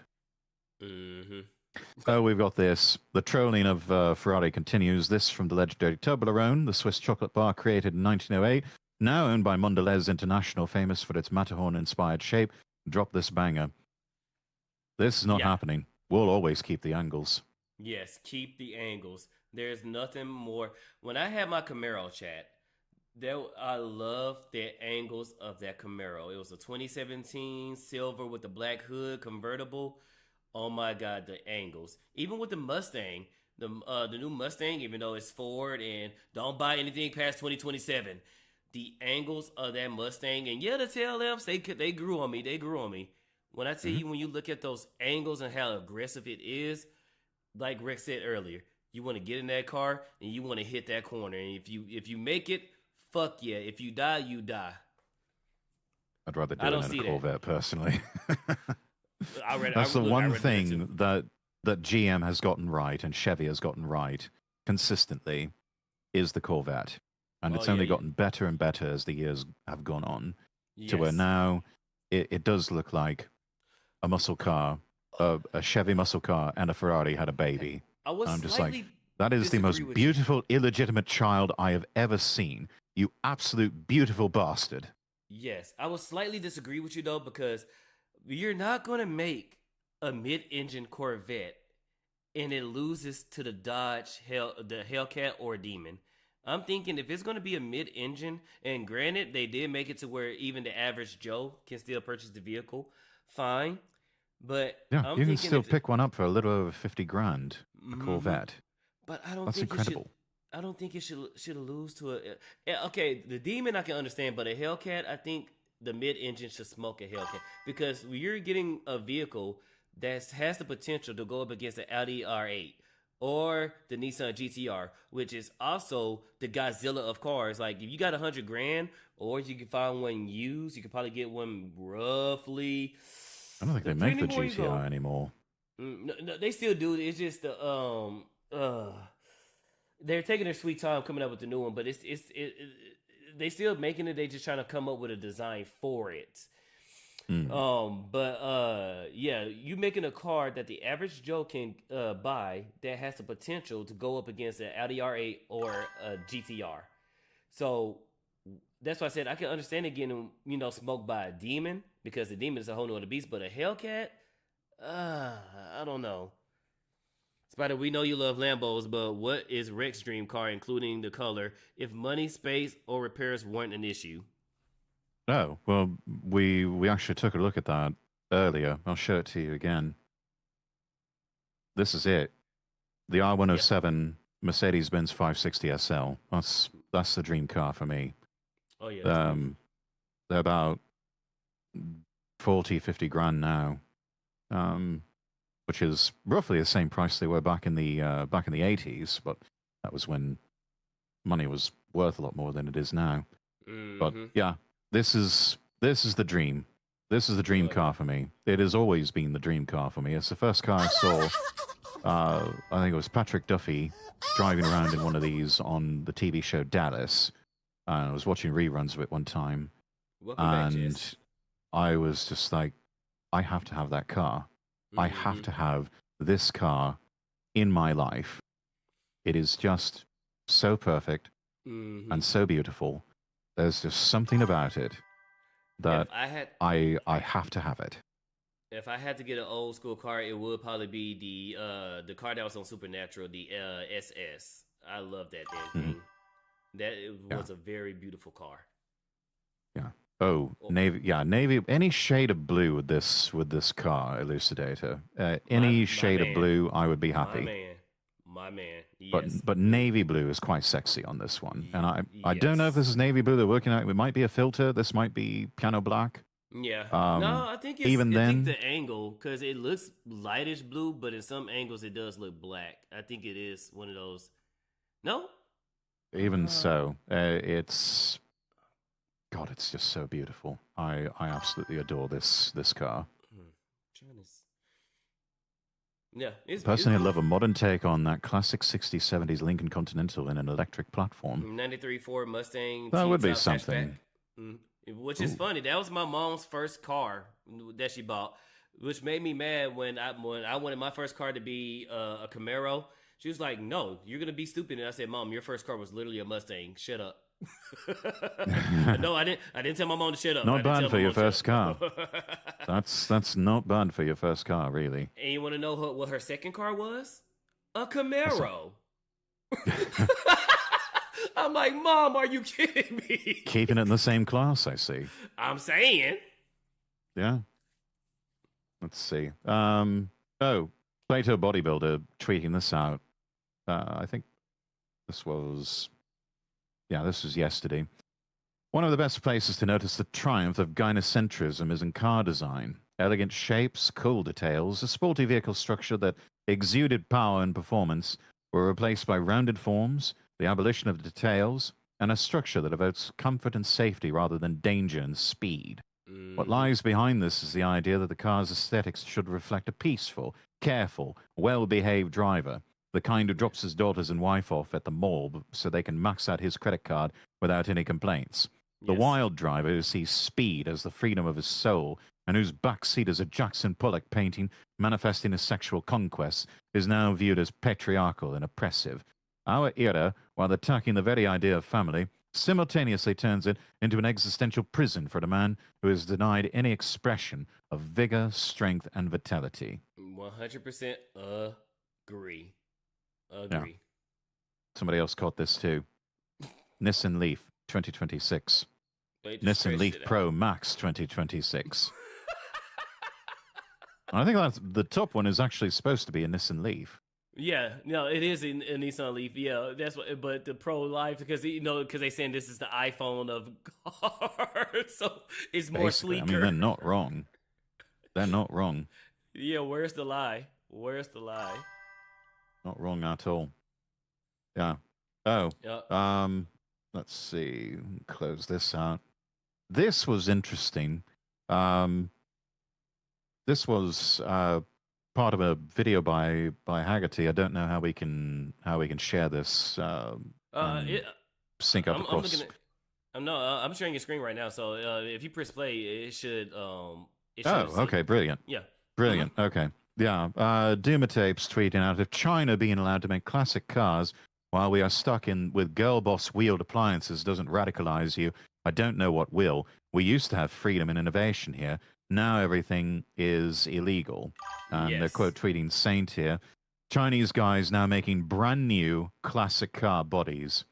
They Wow. screenshotted this from Haggerty. We are looking at frames for old Datsun Zs. Mm-hmm. That right there Mustang, is Fox body. in white is the Toyota Corolla AE86 Trueno. Mm-hmm. Looks like they're making some bodies for That's the old Mustang. Mustangs, Yep. for FJ Cruisers, some old Jeeps and Unimogs. Yeah, this from Haggerty. Do we want to watch this together? Mm-hmm. Oh, real quick, Elucidator said for him, his dream car is the blue Chevy 1979 Z28. Ooh, nice, good pick. It's Billy's car in the Stranger Things, Mac's brother. It was my first car crush. I'm a newbie with cars culture / history. And The Camaros have always been pretty sexy American muscle cars. I would say also look into some of the Monte Carlos when they were still making the Monte Carlo. Ooh, And there yeah. was Yes. a variant of the Monte Carlo built on the same platform and everything. Yeah, I forgot about the Monte It was Carlos. I think it was the Buick Regal GS Yeah. that that's it. was in the 1980s, one of the last gasps of Buick making a proper muscle car before they decided to start making granddad cars that you just park at the country club. Granddad cars. It's more like grandma cars now. They only make SUVs that looks pretty. And we got True. Jack Crispy saying he missed the integrity of the ingenuity. I said integrity. The ingenuity of the 80s with cars like the BMW N1. And then we have Lucian Wolf. Beautiful car. If money and place and all weren't an issue, you were likely to pick a 1969 Lincoln Continental. Oh yeah, Lincoln Continental is a Not beautiful bad. car. Mm-hmm. Not bad. Mm-hmm. It seems like with the Lincoln Continental, no matter how high gas prices got, it kept getting bigger and bigger and bigger. To the point I think it peaked somewhere in the late 1970s with that particular generation of Continental. That thing actually was an absolute land yacht. You can still see a version of that in television. I believe it was the late Jim Davis who drove it when he was playing Jock Ewing on Dallas. It was this beautiful silver car. They still have one on display at South Fork Ranch, northeast of Dallas, in one of their museums, or I think it was the gift shop.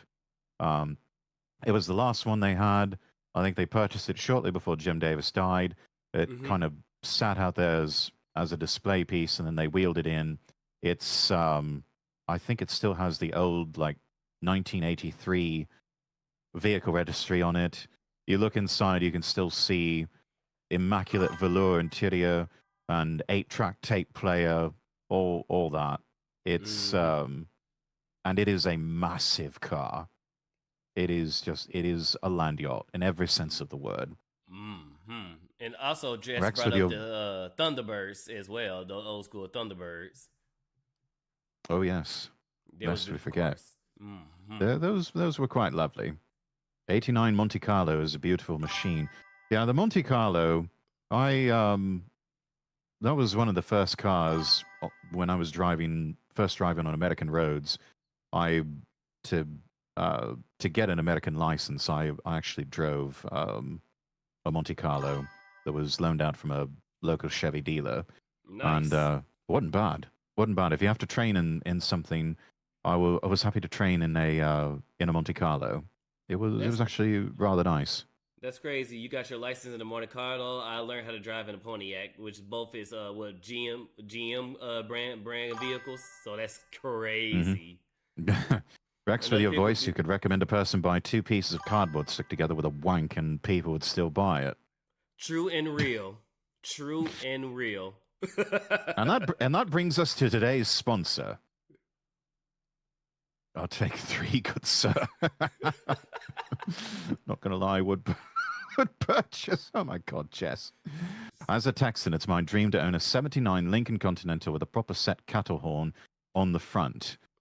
I don't know if you can get away with the cattle horn anymore, but especially driving on public roads. But with these dang I'm bikers sure in the damn roads. Yeah. What up, Fox Then man? again, How you doing, brother? Then again, they might be Indians, so you might be doing everyone a favor. I don't know. Well, I didn't mean that. For legal reasons, that is a joke. For legal reasons, Twitch and YouTube, for legal reasons, it's a joke. Yeah. It's a joke, so you lot fuck off. Anyways, we've got this from Haggerty. The Chinese are taking to creating brand new bodies and frames for old cars. Mm-hmm. Absolutely incredible. Let me pause the music on my end. Title of the video: Will this reshape the car industry? Cheng Vehicle Company replicating icons from capturing car culture. Let's play this. 3, 2, 1, go. Let's go. I visited the factory that's remanufacturing A86 bodies. One of the Bronco bodies they manufactured recently sold for $400,000 at Barrett-Jackson. Oh yes, also making Ford Bronco bodies, the old ones. Last year I saw some content come out of China showcasing the factory building brand new Toyota A86 Corolla bodies. I knew I had to check it out for myself, so I went to Baoying, China. Hell yeah, you do. A 3-hour train ride north of Shanghai to Junchen Manufacturing to see. I wonder if they ran into Tony from LC Sign along the way. Which Jun Cheng and LC Sign, they should totally do a joint venture. Ooh. And document this process. This is where I'm at my ball game, so I'm gonna let you have the floor on this one. most I don't know nothing about All China. right. China. Yeah, a bit of trivia for those of you on Spydr's side. I know a lot of my audience, I've talked about it ad nauseum, but 10 years ago for international study on my MBA program, I actually went to China and spent some time in both Shanghai and Beijing, just paying a visit to a lot of Chinese industry, businesses, a lot of Chinese branches of international companies, and sort of getting the grand tour on how they do things. It was interesting. It was my first bit of international travel in a long time, and really reignited the travel bug in me to where I was just like, wait, I can do all this. I can go to these far off places and, talk to people and have fun and do things and learn things and expand my horizons and, gain a lot of wisdom about the world. I want more of this. I need more. I have to have chat, more. He's not secretly James Bond. No, he's a regular civilian. but if we were law-wise, though, Lord Rexworth is a retired spy who has become a member of the gentleman gentry class. I take that lie back. He is James Bond. Yes, very heavily inspired by James Bond, by Lloyd Forger from Spy Family, especially in the design, but also from the Leslie Charteris character, the Saint, which I even have a toggle here. If I can. And I'll put it on my screen. Go so over y'all can to. see. Let me go there we go. Yeah. Oh, it's hidden a bit, but I do have the halo, a nod to the Saint. Yeah, you can't which see. If any of you have ever go. seen the, which if any of you have seen the old Saint TV show, that's usually what you see before they cut to credits. Mm-hmm. Got to go to That's Japan a those couple of bricks years look back. like. The American muscle car culture is alive and thriving. I miss when roads had real cars here. Yes, Yep. Japan loves their imports, but also their domestic models. Fantastic. I would say for everyone who is a petrol head and you are planning a trip to Japan, if you can manage it, maybe rent yourself a JDM car and take them out for a spin for the day. But also, if your travel is going to be taking you to certain parts of Japan, consider paying a visit to like the Mazda factory in Hiroshima, they do tours. You do have to make a reservation in advance, but can be quite fun to see where the magic happens. No, that's Anyways, a let's great keep idea. going with the video here. Yeah. Yes, sir. Let me go back here because I jumped ahead too far. There we go. But I first want to show you how they build these step by step.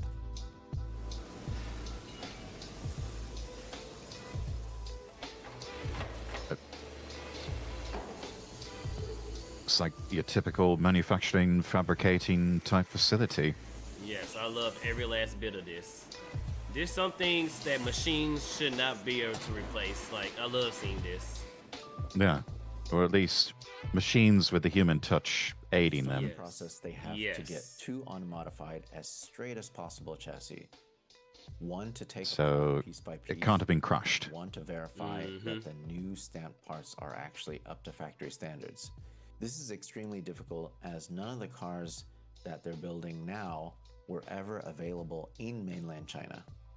They take apart the chassis. Yeah, that's so many of these the Chinese never had access to. Yeah.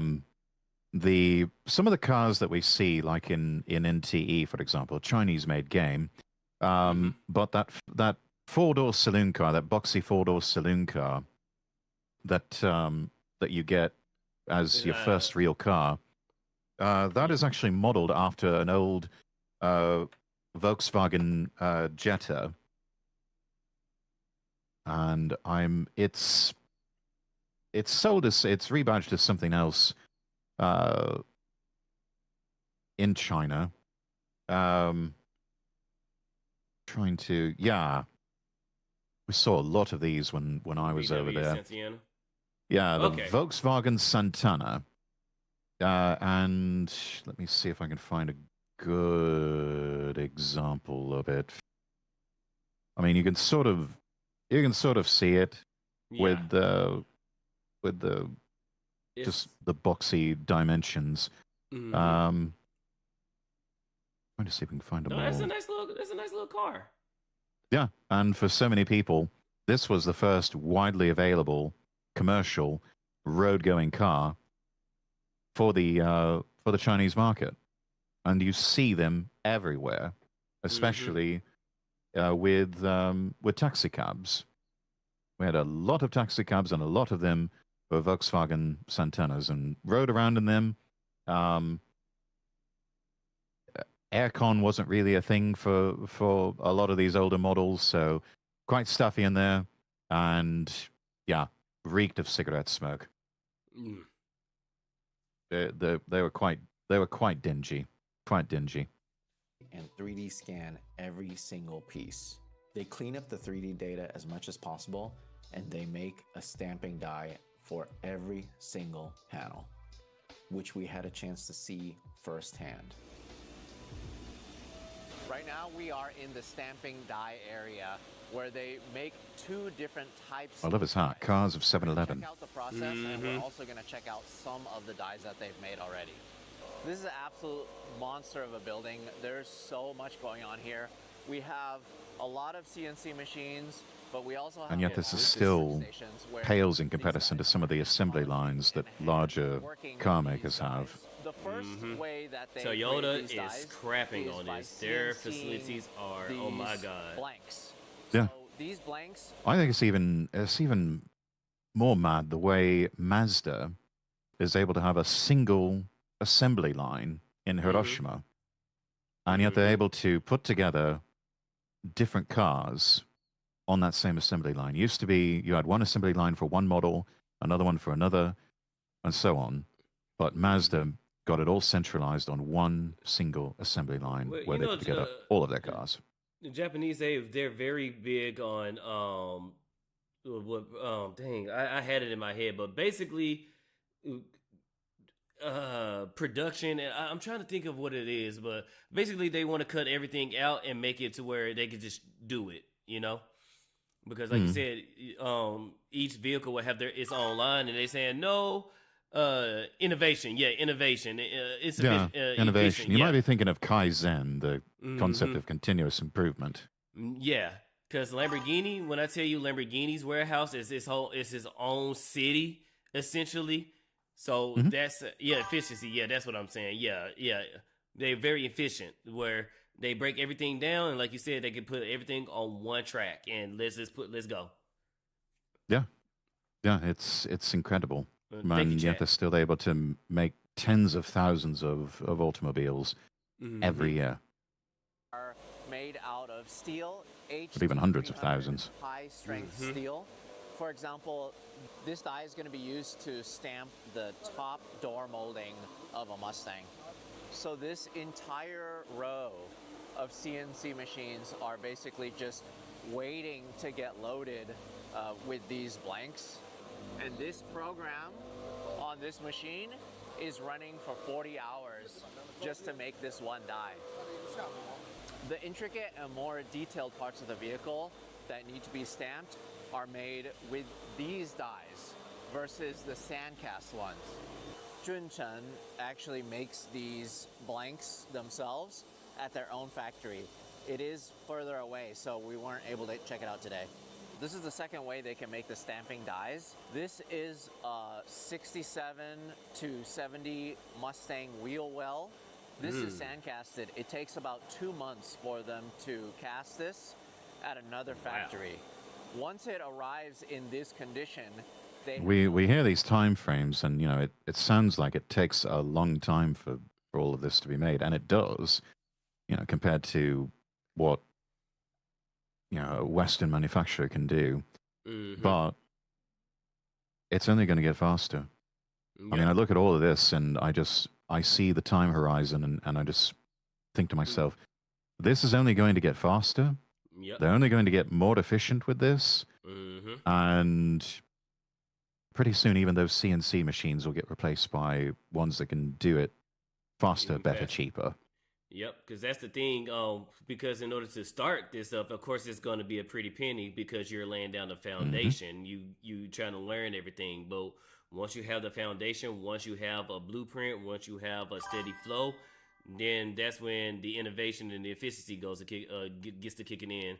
That's why when I tell people that when we bring in manufacturing jobs back to America, yeah, it's going to suck because it's going to be more expensive because we got to rebuild that structure. But once the structure is there, then things are going to be relatively cheap again because now we have things here. Now we have, a proper way to crank things out and save money. So pretty much this is what they're doing. Yeah.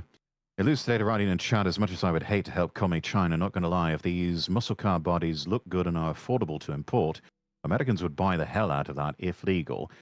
Oh, they would. Cheaper than you think. We'll find out here with the video. Hang on. Load it into their CNC machine to refine the cast. Once they refine the cast and then they hand polish it, that's when it becomes a stamping die. What you're looking Can you imagine the accuracy once they start introducing nanoscale manufacturing to this? Man, refined by the CNC machine. it's amazing for them how. to get Oh my god. super fine details and just to make it a lot more intricate. And then this is going to become a die for stamping. Like down to the You look millimeters. at something like this, and it's obviously Or even down to the nanometer. you can see Yeah, the you vents did say that. that Yeah, are very nanometers. detailed, Yeah. and you can even see where the windshield wipers would go into. But when you look at something like these, you wonder what part of the car is it? Well, they have different stamping dies that are used in conjunction with other ones in different AE86. steps to eventually make a complete stamped body part. To make something like this, it costs about 100,000 RMB, which comes out to about $15,000 with today's exchange rate. $15,000 cost of manufacturing for all of that, for a whole body. That's not bad. That's not That bad. is, it's still a fairly pricey project car, but it is still within reach.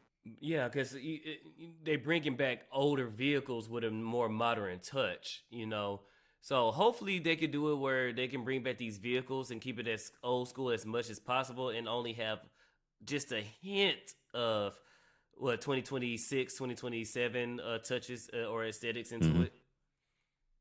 Yeah. I think a lot of people would say, yeah, just you know, maybe make some modern improvements to the engine just to improve fuel efficiency and emissions. Mm-hmm. Upgrade the suspension. Mm-hmm. Give us Maybe some the new shock absorbers. Yeah, give us the performance Oh. and quality of now, but the aesthetics or the accessories of the old. We don't want no screens. We want buttons. We don't. Yeah. If we're gonna have a digital instrument cluster, do it like how they did it back in the day, to where it was digital in some parts, but it was still manual in other parts. Yeah, I'm at a loss for the words, but basically, we don't want screens. Yeah. If it is going to be digital, let's still see some type of function where it's Right. like, it's yeah. Give us sat nav and Bluetooth and, you know, Android Auto or Apple CarPlay, but put it in something that looks like an old Blaupunkt stereo from the 80s. Yes. Give American us the ingenuity performance. died. Japan decided to revive it within itself. Classic beauty, Yes. indeed. We have it to the point where China is getting in on it. You know we're messing up as a country when both Japan and China saying, yeah, we can build y'all cars better. Mm-hmm. Oh, Alec, thank you for the resub. Thank you for that. On a 2-month streak. Well done. This is pretty much almost ready in terms of like the finish. And then this still needs to be finished. The surface still needs to be polished. Okay, they haven't started yet on that. Got it. When they're polishing looking the good. die Oh my after God. it comes out of the CNC, And that's machine, hand they have polishing. such a small margin in terms of how much they can take down. They can go from a 20th of a millimeter down to a 10th of a millimeter. Any more, So they have to do it by hand. This piece just came out of the CNC machine. You can see how rough it is, all the valleys, all of the marks. This all needs to be ground down by hand. It's gonna take so long just to get this mirror smooth. This entire area has a sand cast dies. Just one of these dies weighs about 300 kilograms. And they use these huge cranes to move them around. They have another type of die here that they use. 10-ton capacity on that crane. Metal. Let's say it's the inner and outer door skin. And this is They why put back in them the together, day, and then they use warehouse this jobs die and such a to manufacturing press them jobs together. pay so much money. What's maybe lost on camera is how Dangerous but honest work. this piece is. Yes. This is a whole stamping die that Imagine they the use car. for Imagine the buying a car that inside you of a hood. that you A built. die Like this I built big this car. takes about 48 hours to CNC machine, and then on In a sense, it's going back to the old way Mm-hmm. of doing things. Because, like old Ford Model A's and Model T's, they didn't arrive to the owner fully assembled. They arrived in a kit, and they had to be. You either had to assemble it yourself, or you had to have someone assemble it for you. But that's the So- best thing, because you can spot the errors, or you can spot something that's off, where machines can do it in a sense, but they're more agmarific. I can't talk right now. Or time. They time. So a lot of times, a lot of mistakes will get past them because they just say, okay, I put screws right here. I put bolt right here. I do this. I do that. Move on. Where a human looking at it said, hold on. This is off. This needs to go back. Yeah. And chance for that sort of quality improvement increasing exponentially is one of the potential good applications for artificial intelligence. Yeah. Because at least in terms of academic potential, it can spot things that sometimes even the human eye can miss. That CNC cut is very coarse. They're not doing a fine pass. Yeah, I think what we're seeing here with the hand scraping and polishing, that's supposed to be the fine pass. On top of that, the workers have to polish it, and it takes about 6 or 7 hours for each one of these pieces. Yeah, the whole process is still a bit rough, but Hey, it this is China. possible to refine it with machines, yeah.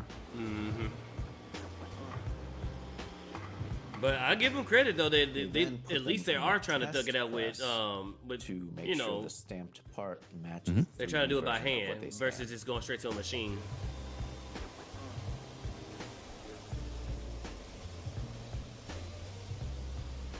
asked them, what if they make a mistake with the stamping die? Well, they They're even able to stamp in the old Toyota logo. here on site. It's in the same building, so they just CNC them and get them polished and get them ready right here, and then they don't have to go very far to test it out. So they have a tailgate of a 2026 Toyota Hilux here. You're probably wondering, why is this here? Hey, in Darwin, China? what's up, man? Well, they make the body replacement parts for a lot of those aftermarket places where, let's say you get rear-ended and they want to use an aftermarket part instead of an OEM part to replace the tailgate.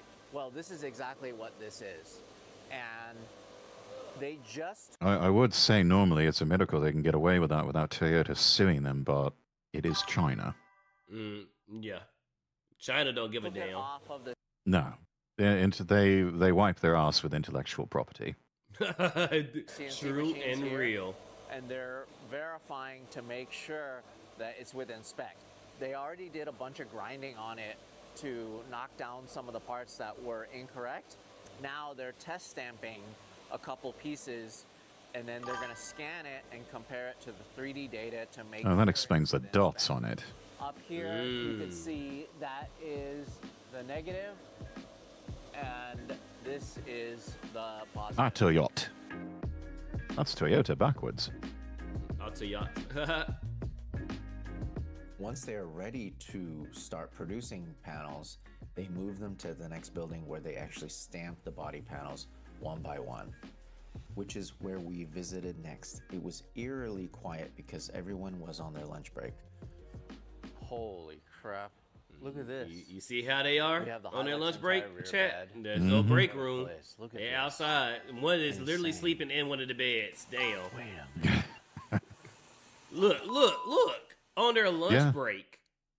No, that's the break. They just kick off the shoes and lay down a mat and try to go to sleep.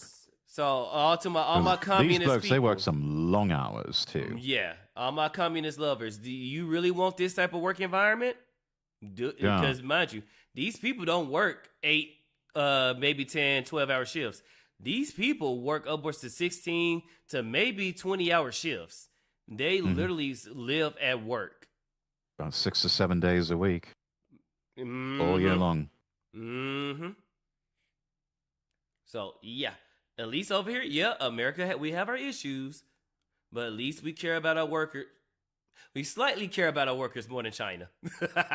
Ever so slightly. If they sell you one of these cars, would it come with a free order of egg rolls and fried rice? Lamau.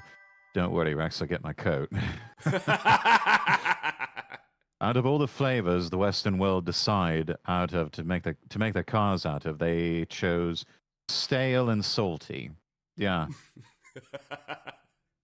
Meanwhile, the Chinese going back to basics and going back to what worked and what was just sexy and better looking. Yeah, they're doing an amazing job. I took my hats off to them, but to be in those working conditions, I could not. Communist slavery is government sanctioned slavery. Yes, true and Pretty real. much, yeah.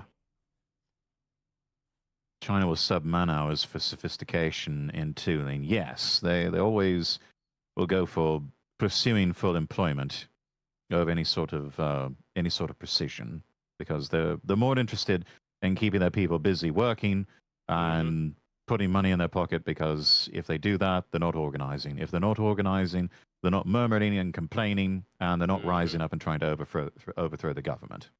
Yep, true and real. True and real. Bro's sleeping right next to 86, dude. Dude, this is so cool. But yeah, they're doing a bang up job. What you're looking at is their fourth AE86 body, about a third of the way assembled. As soon as the workers got back from lunch, they went back into full swing, utilizing the dies that we saw them make next door. Got the women in there. Oh, yes. Hey, look at that old lady. They got grandma in there. Get it, grandma. I don't know if they're necessarily old ladies. Oof. Oof.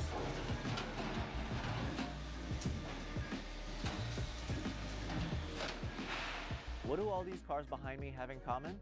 they're all insured by Hagerty. It's because they mean the world to me. Sponsor time. The value of your own car. Ads They're at enthusiasts just like us. Smuggled on the way, Hagerty.com to get a quote for your car today. This is insane. So At least it was short and they sweet. have this crane system Thank God. that they're using to move the stamping die for the 240Z roof. So they're loading it all together, and then they're gonna stamp it for us. America used to make 240Z and Excaliburs, and the now 86. we Ford family cars. Yes, yes. Well, you don't even get Ford family cars. You get SUVs. Yes. That's all you get.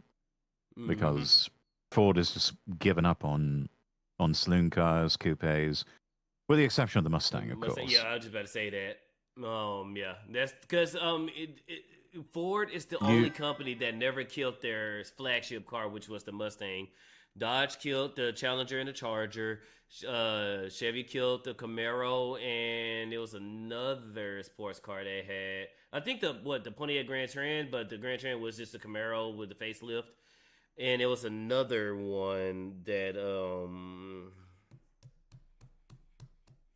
I can't remember, but yeah, pretty much the Mustang has been the only American sports car that has been in production since its first time being made up until now. It's never been killed. It's never been paused. Never. It's from start to now. There's always has been a Mustang. Wonder if there's a video of a GM or Ford stamping plant. I'm sure there is somewhere out there. Mm-hmm. There's even old archival footage of Mercedes production lines, both pre and post war. Mm-hmm. Yeah, I wonder if there is a video. Oh yeah, you just read that. And short and sweet like Steelberry. Yes, true and real. Indeed. Use 300 plus dies just Wow. to make one car. Just in this building and the next building, they have about 1,200 dies, and overall, they have thousands and thousands. They don't even know how many they have for all the cars that they make. So this is the 240Z firewall, and then right next to it, they got a bunch of A86 dies. So now the stamping die is all loaded. They're putting it all together, tightening everything up, and they're gonna bring in the raw material for them to stamp it. I recognize that roof anywhere. That is so cool. So then that's the top side. Mm-hmm. And then this is the bottom. Look at this. This guy is just moving the metal sheets.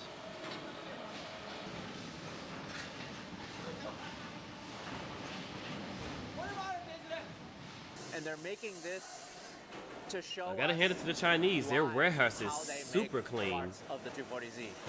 So what's interesting to me is how Normally they're not like that. I think Mm-hmm. part of this might be that it's either one of the few that actually does, keep it clean and according to Western standards or nearabouts, Or they just did this for the video. or they knew that this crew was coming and they prepared Mhm. accordingly. Oh, just A like show plant, California. yeah, probably. Mm-hmm. How they got rid of how California got rid of their homeless because is it she? Yeah, she was coming. Mm-hmm. Crazy, and then the dude flat out admitted, yeah, we only cleaned up our streets because of China. Wow, Mm-hmm. what a crazy world we live They in. do a show plant and then transfer to a main production plant. Yeah, that's possible. Mm-hmm. You see that a lot in China. Foreman with stereotypical Chinese accent. You can only sleep 15 minutes. Next, we see you sleep 16 minutes, Chang. 50% pay cut on next payday. Probably knew the crew was coming. Yes, this sort of thing is not accidental or impromptu.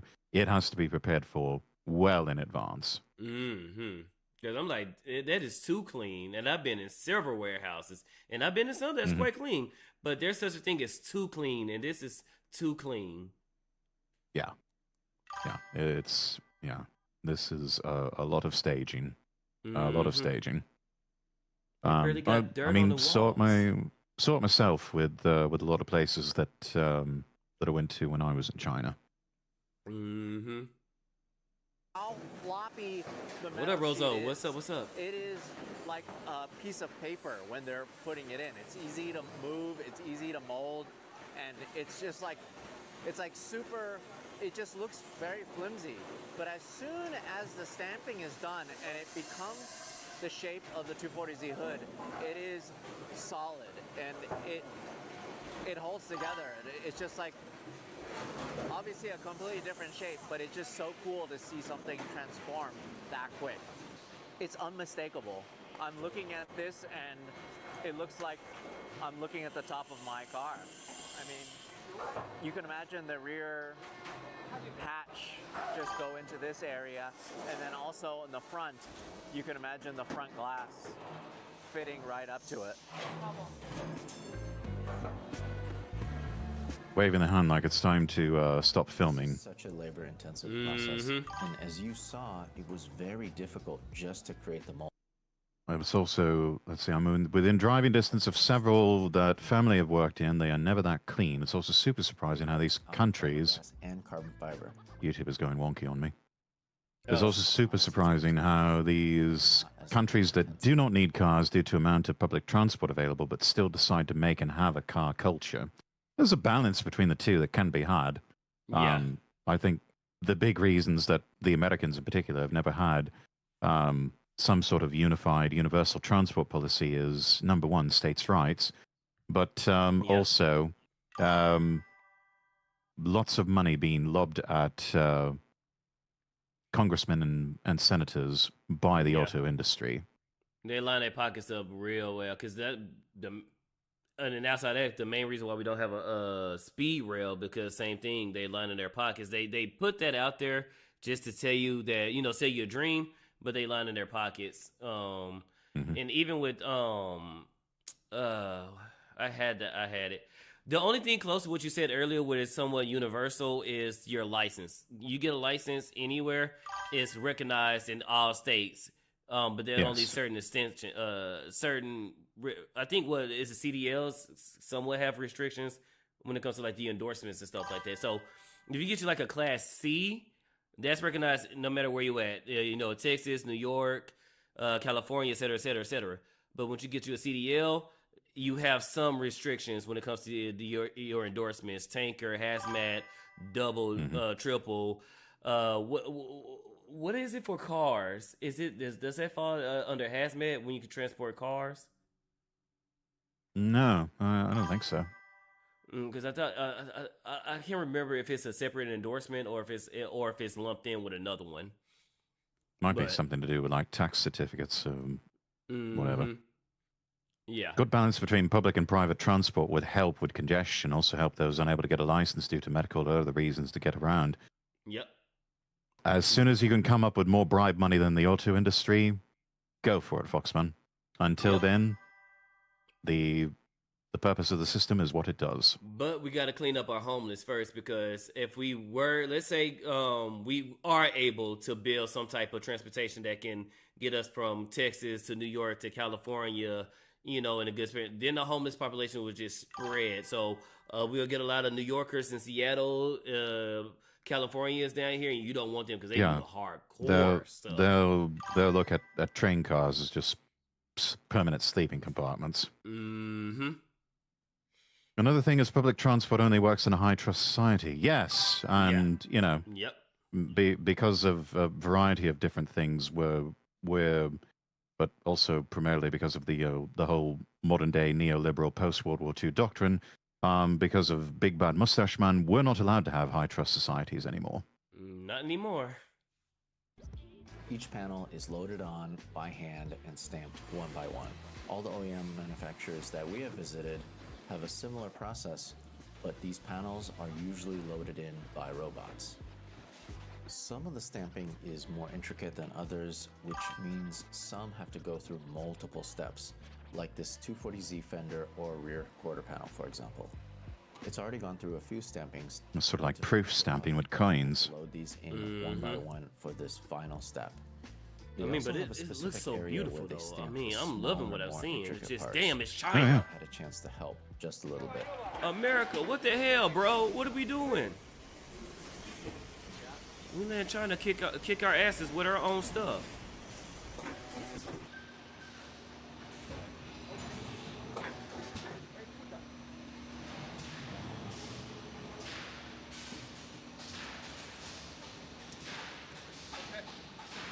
That was so cool. So I helped them build a little piece of the firewall for the 240Z.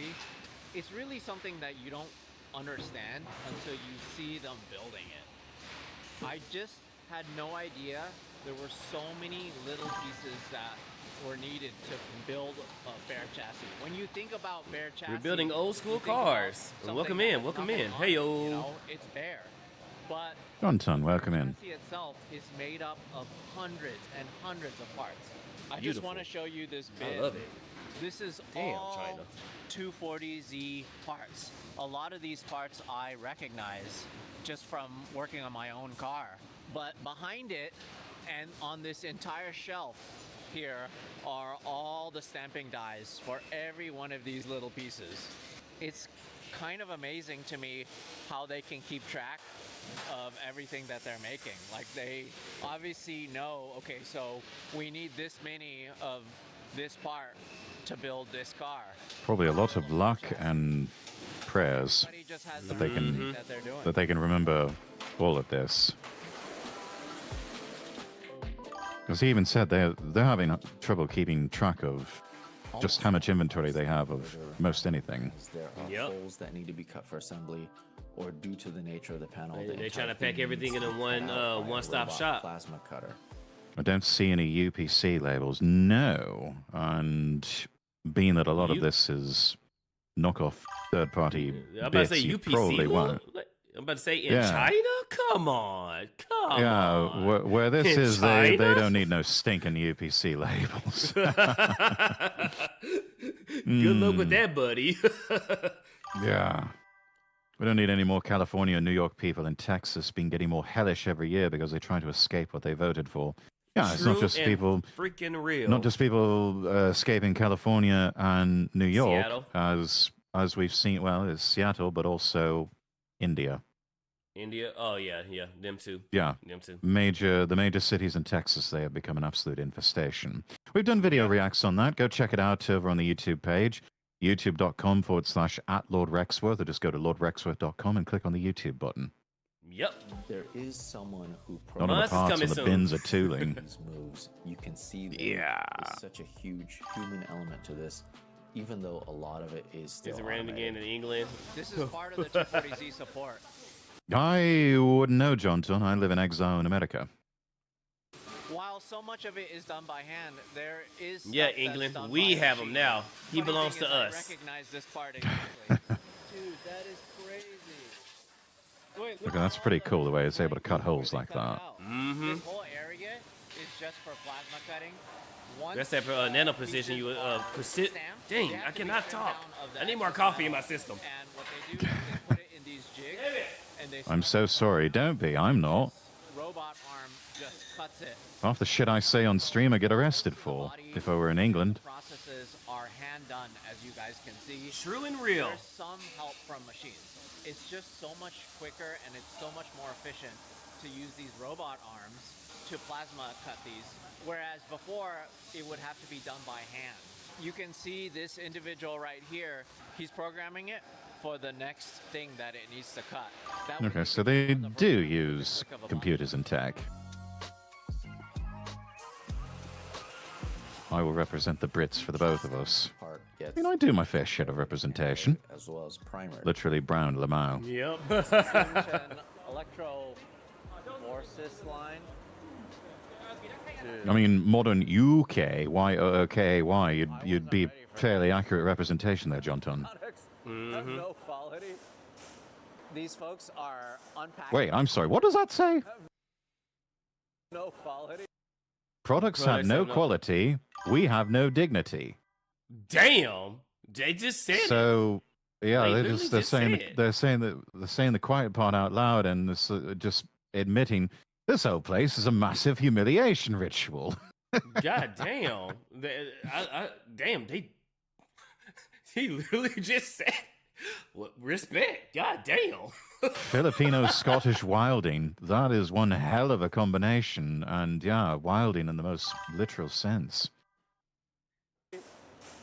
These folks are unpackaging every single one of these uncoated raw. As we Scottish, we know a thing or two about wilding. And they're just hanging them up for this process. Every single piece that comes out of this factory gets this treatment. I didn't understand it until now, but these folks are literally building brand new cars. What you don't see is that they're making all Old of these Toyotas, old parts, Ford Broncos, thousands, old hundreds of Datsun thousands of parts Zs. for a lot of these Chinese OEM manufacturers. And they use the same process and the same machines and their knowledge and all of it. Oh, thank you for deeming not first. These classic cars that they Also, hello. love. Dude, we just get deeper and deeper into the factory here. Oh my goodness. Amazing Oh, yeah, they were even that's- allowed to go this far. Yeah.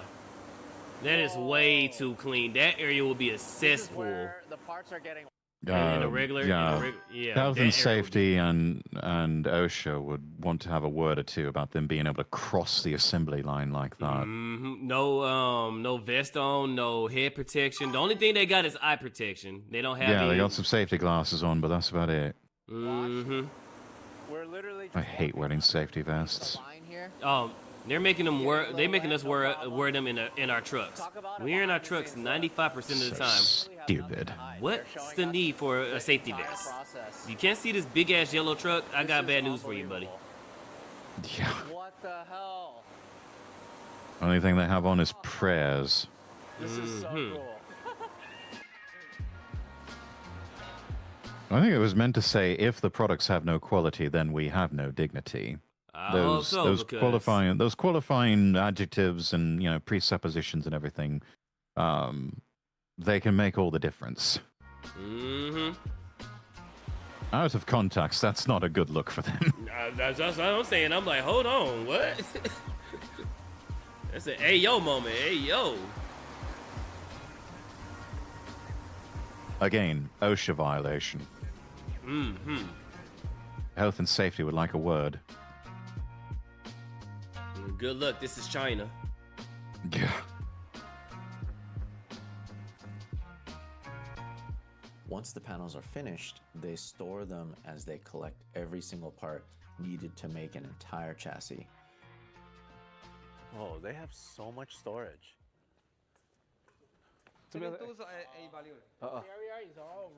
A86. Whoa. Oh, careful.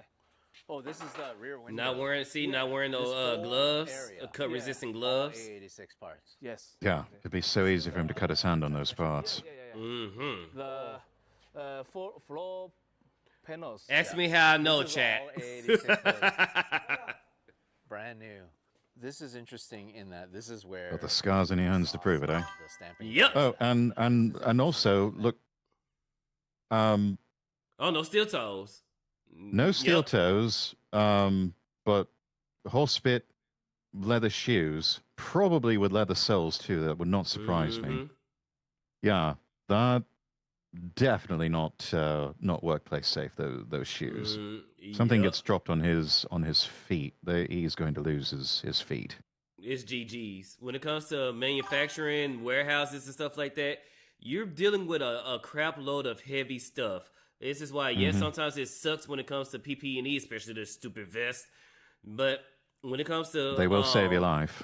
yes, because this stuff, you don't know if one of those little panels was hanging up and the rope snaps, it hits you. You're getting sliced in half.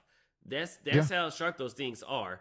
That's why they are so strict when it comes to them being in a certain area, you being in a certain area. A lot of heavy things, like Rex pointed out, those some nice shoes. If one of those stands fall on his foot, GG's, that's get. Either he's losing You're his done. toe, You've had it. or it's getting completely amputated. Yeah, it's when it comes to warehouses, it's either seriously maimed or deaf. No either or. Either you getting seriously maimed or deaf. I'd be wearing. They aren't even degrees or- maximizing yeah. their storage space. No, they probably aren't. This is The all only rather reason- haphazardly thrown together. Yeah, the only reason why they have this much space as they do now is for the cameras. This is only to get the cameras through. When them people leave, it's going back to everything is cramped. Yeah. Would be wearing dungarees there. Yeah, that's... And with proper workplace safety, everybody would probably be required for that. Dungarees, steel toes, safety Got a hat, helmet. safety glasses, yeah. And of course, earmuffs too, PPE, because of the sounds. yes, ear protection, yeah. Yeah, I didn't see too many people in the actual manufacturing portion wearing ear protection. So that's another thing. This is where we saw some of the stamping dies that actually fold it over to stamp the metal together. This is the rear floor pan of the A86. Oh, the only violation they're missing is over here they have the roof. I can't say that. They let them have the day off. I recognize that rear quarter anywhere. No, they're just outside. Oh, that's so cool. Hey, wherever that camera's pointing, you better be behind it. Wall decoration right there. All of these panels are galvanized, and then they also put a primer on them to prevent rust. The A86, when they were produced in the 80s, were just primered. So I think that's the car you was looking for earlier when you were trying to find it on Google search. And that's what they do to the bodies here, which makes it such a huge improvement from the original Toyota chassis, which is also why the A86 was so prone to rust. The gauge of the steel used is exactly the same as the OEM, but the quality of the metal is better, so the weight is very close to stock. I suppose that's something. We then went back to the assembly area to watch them put together and weld each panel of this A86 together by hand. This process is now done by robots in all of the OEM factories we have visited. This is kind of where you could see that the entire vehicle is starting to take shape.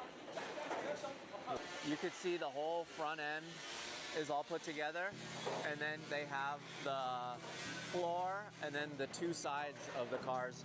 It's unmistakable. It's the sort of work setup you would find more with custom coach builders. You know, this is sort of a lower class, rougher version of what you would find with Mulliner Park Ward, places like that. The classic body part of their business started. But I mean, they're doing a good job for what they got. I mean, I'm quite impressed. If they could I'm stand. quite impressed. Got Hummer. looks like a no. This looks like a extended version of a Land Rover Defender. So we've got some good examples. You got the Broncos, you got the Land Cruisers, the FJs, and then looks like they're working on some Land Rover Defenders. Yeah. Which that reminds me, you mentioned incredibly overrated the modern Land Rovers, which I agree. Those worth every and last overpriced penny. too, terribly Yes. overpriced. Yes. Getting something that's closer to an old school Land Rover or an old school Mercedes G-Wagon. Damn, I just had it and I lost it. What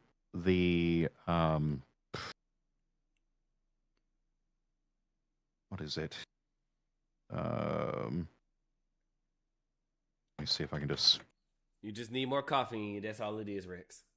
There it is. There it is. That's what I'm thinking of. Yeah.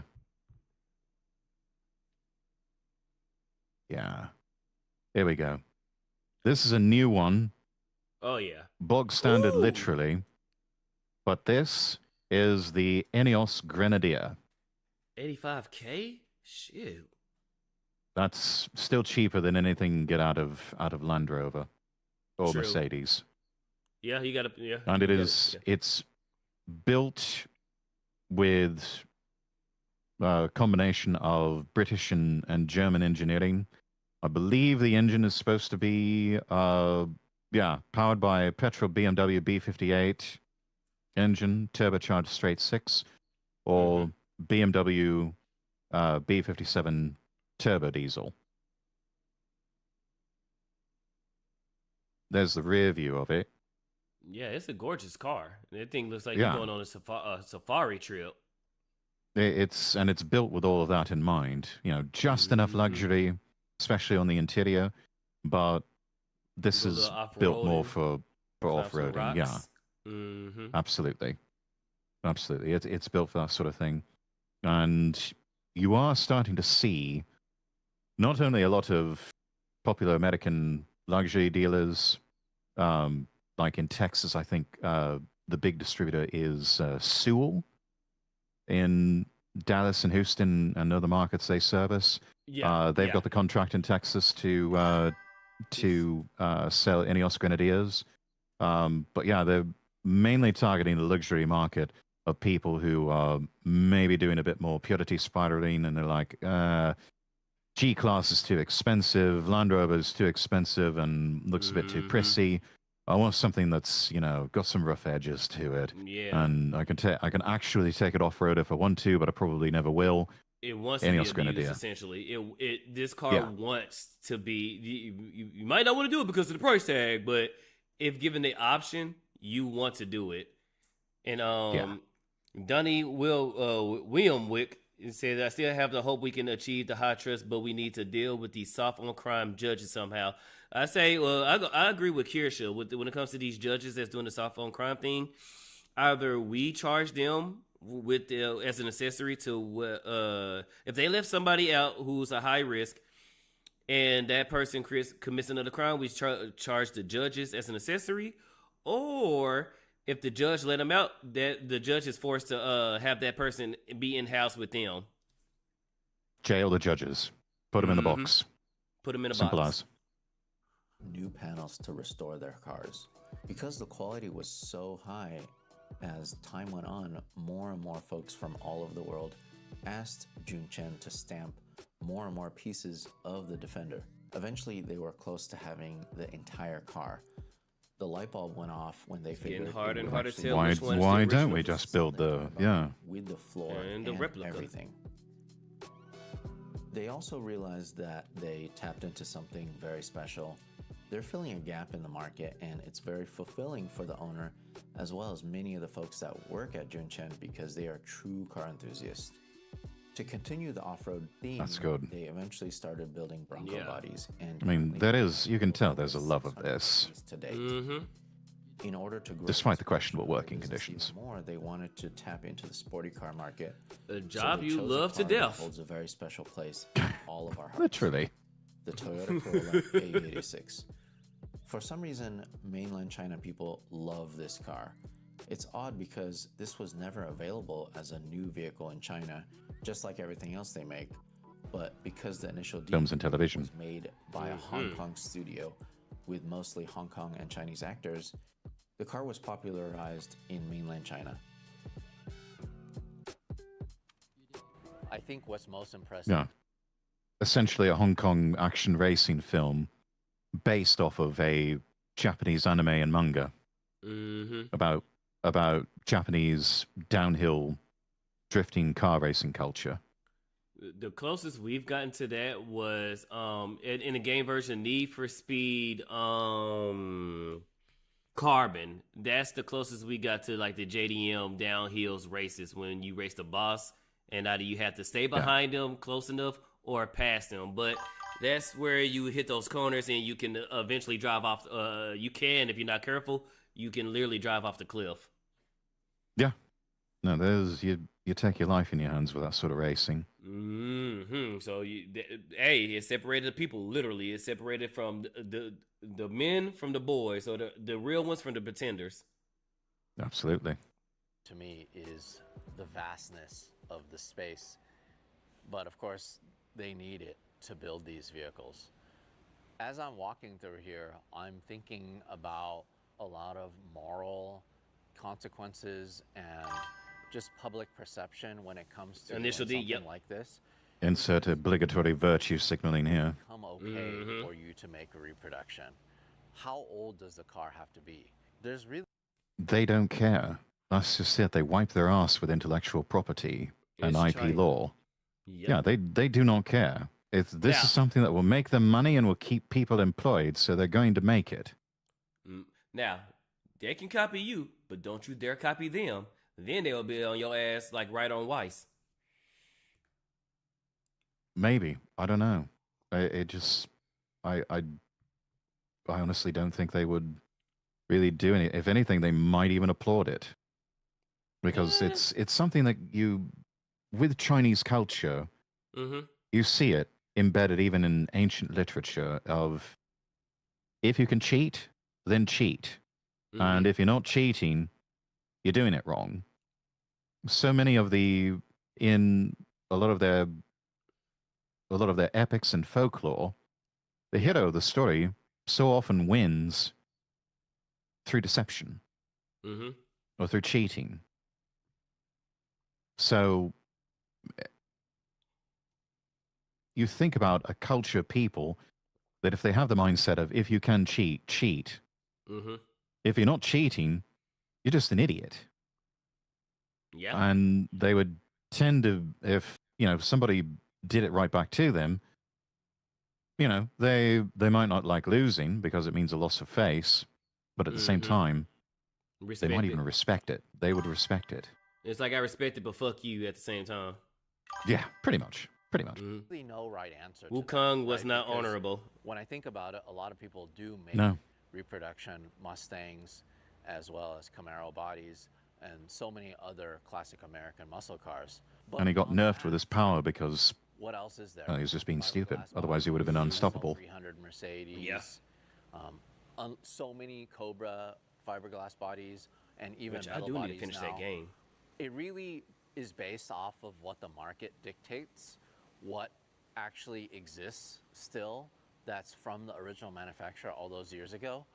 But what's interesting to me is that these folks took the step to make more modern cars, and some cars that may not have been loved when they were brand new.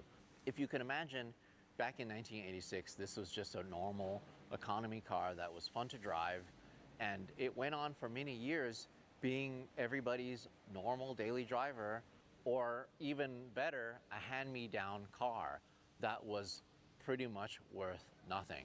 Yeah, that's people forget that about the AE86 from Toyota.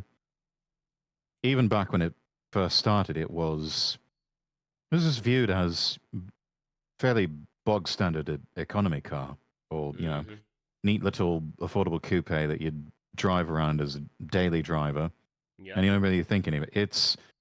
It is the underground car culture that sort of discovered by accident how well balanced it was, combined with portrayals in the media with cities like Initial D. That's what propelled it to the status of an icon. Without all of that, well, especially without the media portrayal, it would have been quietly forgotten about, and people would never have noticed it, would never have even thought of it as anything more than what it started out as just economical daily driver. Yeah, there were grocery so getter. many cars at one point that were given away for free, junked, treated poorly. I remember test driving one when I was just out of high school back in the early 2000s when they were still about $500 before the manga got super popular in the US. Of course, gone are the days when these vehicles were affordable, but also you obscenely expensive now. find a clean version of them, even if Good you wanted luck to spend a getting lot of one of money.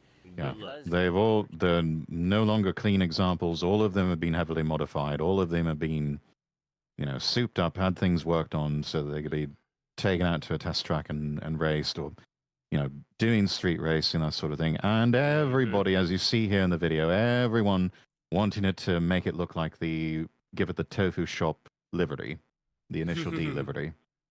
Just so unloved as new cars. Or they want to make them into Atasha cars. At one point in time, which, if you no complaints. handed down an A86 as No your judging. first car, if you didn't know anything about Initial D, you would think that it's ugly, it's boxy looking, it's loud, it's buzzy, but that's for an I mean, That's what we live you for. might be tempted to think it's a bit bland, but anything with flip up headlamps is going to be that's instant sex appeal right there. Yep, especially if you get the mod that makes it wink. Oh yes. Yeah. The ladies couldn't care less, but we lads, we see that, and we have our own version of a Lady Chatterley crisis. Mm-hmm. Oh, you little cheeky bastard. Okay. Absolutely love to have a car like that. That car winks and we're like, oh my god. Especially in Asia and Southeast Asia, they love these cars. What I think is interesting is they're really taking the plunge when it comes to I mean, building these I bodies. personally have a soft The spot for Grand A86 Turos. realistically hasn't I, gone anything up that's a Grand price Tourer, I that love it. much. There's still Yes. quite a bit left. We Yes, that- honestly, instead of going full retard with the SUVs, if we were a sensible, sane society, which we are not, we would have gone in the direction of sensible and classy estate wagons Mm-hmm. and Grand Touros. Mm-hmm. Well, and I don't know why they're trying to race or make family size or SUVs, because ain't the Civic? I know what they're trying to do to counter it is to make the bottom more heavy, but no, just give us sedans again. Give us the economy cars again. In the American market, and we talked about this offline a little bit before showtime. Mm-hmm. It's easier in terms of regulations, especially safety regulations, to make SUVs because so many of those are built on truck platforms versus car platforms. You can get away with a lot more things with truck platforms versus car platforms. Mm-hmm. But also increasingly gynocentric society, more women with upward mobility, with disposable income. And as I mentioned to you, I cannot tell you how many times you ask women, why did you get this SUV? And you keep getting them talking long enough. They'll start talking at first about, oh, well, I wanted something that's safe. Well, statistically speaking, and just objectively, SUVs are not as safe as your average economy saloon car. Yeah. And keep them going long enough, they will say, oh, well, I like to sit up high. Mm-hmm. I just, almost universal to a woman, they will all say, oh, I like to sit up high. Yep. It's like, okay, so you're buying this because you have a Napoleon complex and you want to feel superior to everyone else out on the road. I don't want to hear shit from any of you about men buying fast sports cars. No. I don't want to hear shit from any of you about that anymore. Y'all want to see it high, and we want to hear our engines. Yeah. So fuck off with that whole tiny penis talk. Condition, No. but it's getting harder and harder. And that's not to say ones are not selling for record prices. They are so expensive for a very good running condition, all original, without rust. That's so hard to find. And that's why it made sense for them to build this, to really tug on our heartstrings, not just the 60s. I mean, yeah, this whole video was doing that. Vehicles. Mm-hmm. This is Chinese propaganda. I welcome. And 90s vehicles. It's Chinese propaganda, but it's also nostalgia. And nostalgia is a hell of a drug. I know what a lot of you folks are thinking. Big Time and a few other YouTube channels have purchased some of these bodies from Junchen from the SEMA show, and they are having major issues with them. The holes don't line up, or the welds are bad. So Yeah, that panel gap right there. They don't line up. There's panel gap in Chinese manufactured bodies. I'm shocked. Mm-hmm. Well, not that shocked. Correct the mundo. Even part of the A86 had OEM parts from the Remember, donor even car. though, yeah, it looks good, it's still a T-move version of the original car. Yeah. You have to keep in mind that that was the prototype chassis, which was unfortunately rushed to make it in time for SEMA. I personally think it was a huge misstep on Junchen's part, but it's difficult for them as Huge misstep, but there was also a lot of face saving. Yep. Which I think they were more interested in that, in gaining face. Face culture, huge thing in China and Southeast Asia. Chinese manufacturer to actually understand how to break into this new market.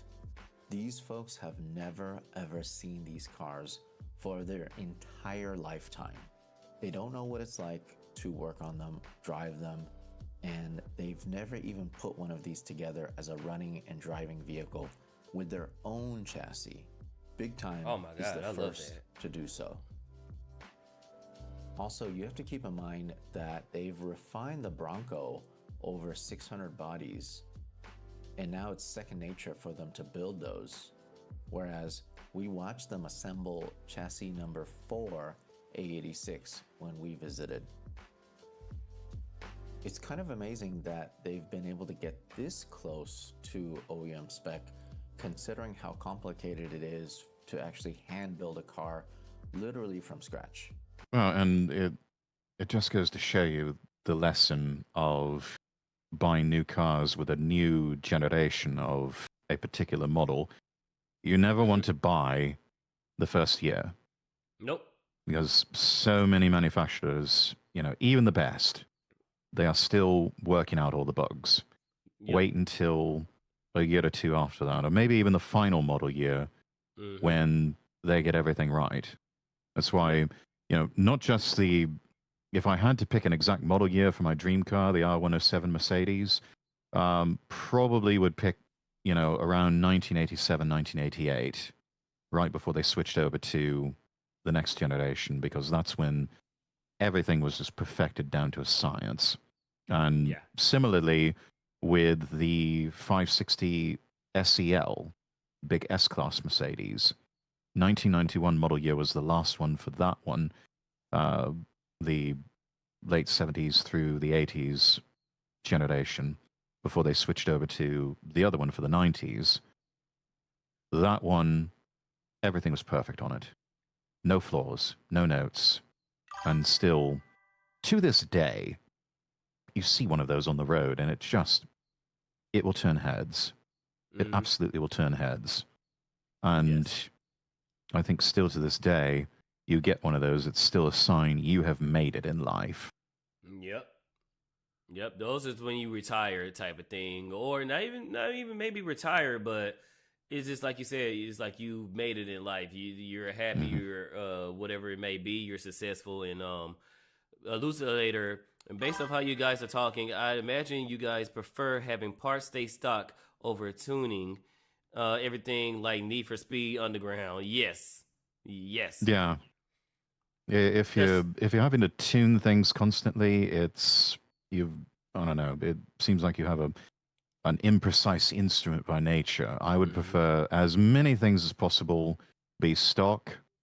There are some things that can be better than stock, depending on how they are tastefully applied. Like wheels, I will never understand the idea of these very blingy, flashy, over-the-top rims. About the only thing I would say looks good as an aftermarket in terms of wheels would be something from Momo, but definitely from BBS. BBS wheels just look good on just about any car. Or carbon. That's what I probably do. That's more likely for race purposes. Yeah. That's the only thing I would probably do. But the other two options you said, those are perfect. Mm-hmm. Yeah. I actually had Momos for a while on a car that I owned.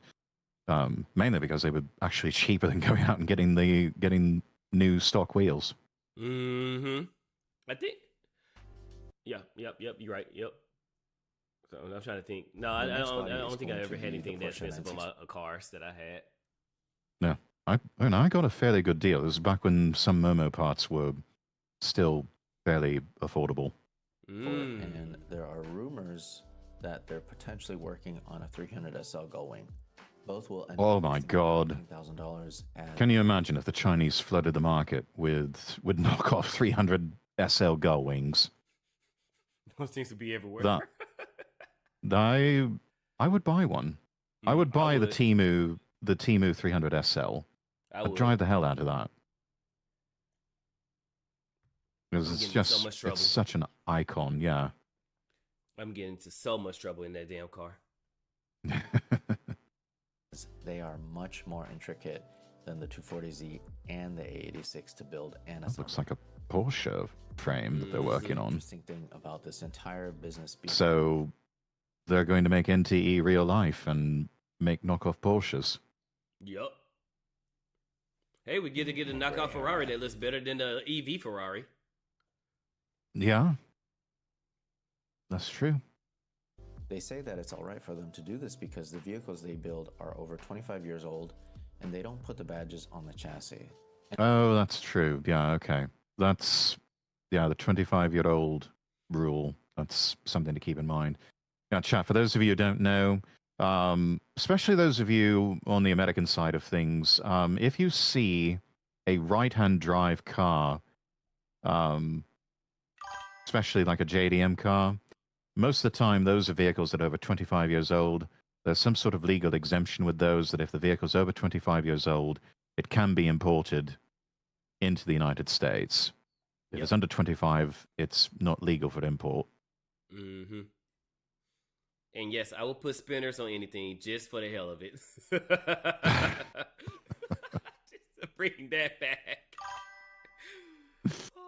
And technically, these are just for you to quote unquote restore your car. But when does Sure, restore. slapping the VIN number of a destroyed car onto a new chassis? We featured so many resto mod companies. Oh, that alpha. This very I thing. know. Some of them just save the door handles of Oh my the god. But then there are others like the Now, this right here, chat, Alfa Romeos, absolute works of art, each and every one of them. Reliability is absolute shit, but they are some of the most gorgeous cars we featured in the world. Just, you see that. That is I agree. pure, that is pure sex and pornography on wheels. Yes. Yes. That, and yeah. Guilty pleasure right here. Yes. That is the sort of car that I would splay out a beautiful woman on the bonnet and make love to her. Yes. So, resto mod ladies, companies in the past. you know what vehicle to show up in. Yeah. Door handles. Get me an Alpha GT Super stat. Then there are others like the FJ company. And in my Florida life is that go as yours. far as to keep the firewall. When does it make it okay to call it a restoration? What if you just cut out the rectangle where the VIN number is? At on this the point, firewall, it's whatever you can get away with. To what Totem does for their alphas. It's definitely my a God, that slippery looks slope good. either way you put it, but it's something that will need to be addressed as more and more companies like Junchen enter the market. Especially as Spinner's the fidget toy of the car world. Neoclassic cars of the 80s and They 90s. still spinning. Oh Other way you no. look at it, there are fewer and fewer enthusiast cars left. For example, most of the 240Zs are rusting away and they get destroyed way too often. Yeah, before the 90s, rust proofing was not really a thing with a lot of cars. Mm-hmm. The fact that you can restore your car with a brand new fender or quarter panel is incredible. This is how you keep these cars on the road. The new body thing is just an added possibility. Maybe you can build it into some wild race car, or you can cut it up and put over fenders on it without feeling guilty that you destroyed a perfectly good chassis. I asked about registering these new chassis, and out of all places, China would be the most difficult place to get any of these registered, especially because none of them were available in China in the first place. Yeah. As of this, They don't really do kit cars over there, and to be able to get I think they tax the number plates and all the taxes and fees involved in getting a number plate. They've gone the way of Singapore and made it obscenely expensive to get registration and number plates for cars because they are trying to push as much public transport as possible. Because they really can't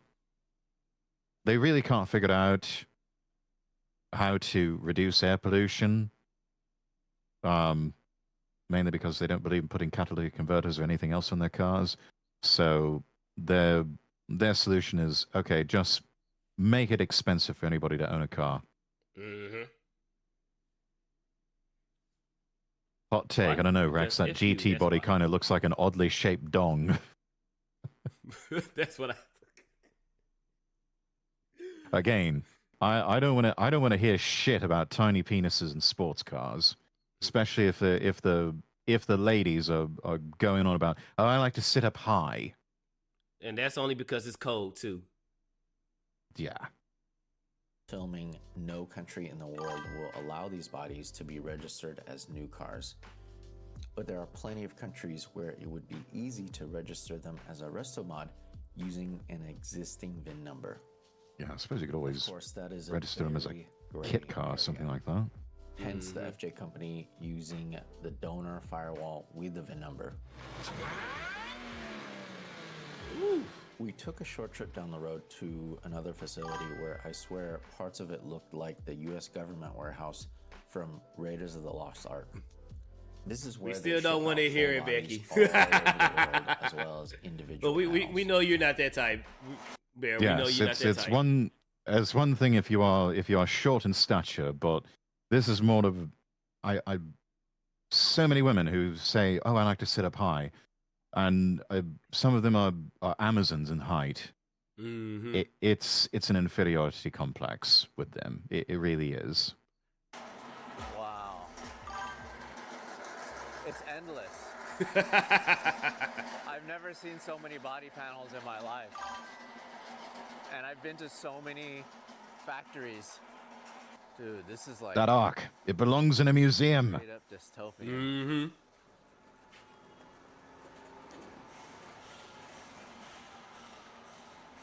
What a scene. It's oddly beautiful. In some least that ways, puzzle- this is what it looked like in Belfast when DeLorean closed its facilities around the mid '80s. But so much of that got purchased for a song and relocated to Katy, Texas, where the modern DeLorean Motors Company now exists. And they still have stock parts from 40 years ago if you need replacements for your DeLorean. Yeah, he ain't supposed to be driving doesn't forward even- with that forklift like that. He's supposed to be Yeah, driving probably not. backwards. Yeah. It's China. It's China. Matter for me what car they China. It's just amazing to me that That's how there's they do it in just so China. many body panels. China, China, China. But then you turn the corner and then there's like this FJ40 body just chilling right here. Or these Bronco tops. All of these Bronco bodies just getting prepped here. So they're doing some filler, they're Bronco sanding, Bing chillin'. they're just Chill getting Maxim. it all put together right here. They do all of the seam sealing, all the body sealing, all of that in-house before paint. You can see some of the areas where they welded it together or the joints. All of that is filled and then smoothed out and then they paint it. They've made 600 of these Bronco bodies. For the past 3 years, they've sold 200 each year, and all of them pretty much go to the U.S. You know, it's Of course serious they when do. they break out the Chinese newspaper. You're never going to see Yoda Bros buying a Ford Bronco. Mm-mm. Rex and Spydr, $10 million, tax-free. Only car you're allowed to drive or ride in is the Oscar Mayer Wienermobile. They'll be fully maintained all your life for free.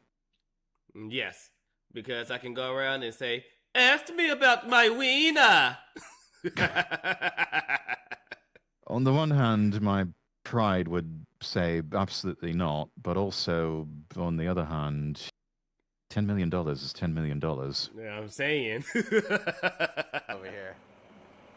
So they do have paint in-house here at this building, but it's a lot of it is for the Chinese brands.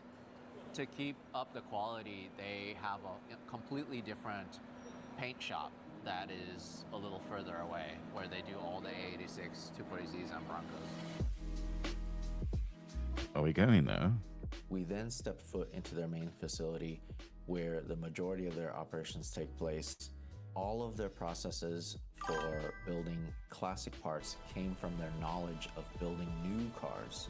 They already have the infrastructure, which is why the barrier of entry into this All right, new thank you, Jess, for the industry pasta chat. was easier for All right, them I than stand now. starting from scratch. Oh my goodness. Wow. Now I get it. Now I get how they're able to do this with the price point that they have. This is literally a best case scenario. For doing their part, They push volume. our hobby alive, to keep the cars that we absolutely love alive. Because you have to remember, they don't just do full chassis. They also just do quarter panels, doors, whatever piece you need to restore. What up, Arnold? the What's up, what's 240Z up? How you or doing, man? A86 or Porsche 964, Hey, Harold. Bronco, or FJ, whatever you want, whatever car that they're building, yes, they are building the entire chassis. They're building the whole thing. If you choose to use a brand new everything. But you can also choose to use individual pieces to make your car whole again. This stamping die I mean, is it for makes the sense. F-150. So we have a lot of modern car replacement parts here because not only are they building these body panels for new Chinese cars, they're also building replacement parts for cars that are maybe 5, 10 years old, 15 years old, that the manufacturer doesn't support anymore. Yeah. That looks Yeah, like the frame of a G-Wagon. That I would think they would still support that. I mean, it's always been standard practice of Mercedes to have parts stretching back 50 plus years. The side paneling says, yeah, this one is maybe, I think they started using the one with the line on it 2018, I think. So this one could be upwards from 2018 to now. I have to see the back of it to see the tail lamps, how they shape. But that line right there on the side, that's the one they started using like 2018 on the wagon. All these dots here, they're probably going to capture this in some sort of 3D CAD program. Mm-hmm. Yes, and you have to ride them to your dates with your girlfriend and wives and pick up your children at school with them. $10 million. Again, my pride would say no, but also $10 million is $10 million. I have no shame. It's a quandary. It's a quandary. And my child would better say my dad's car is cooler than your dad's car.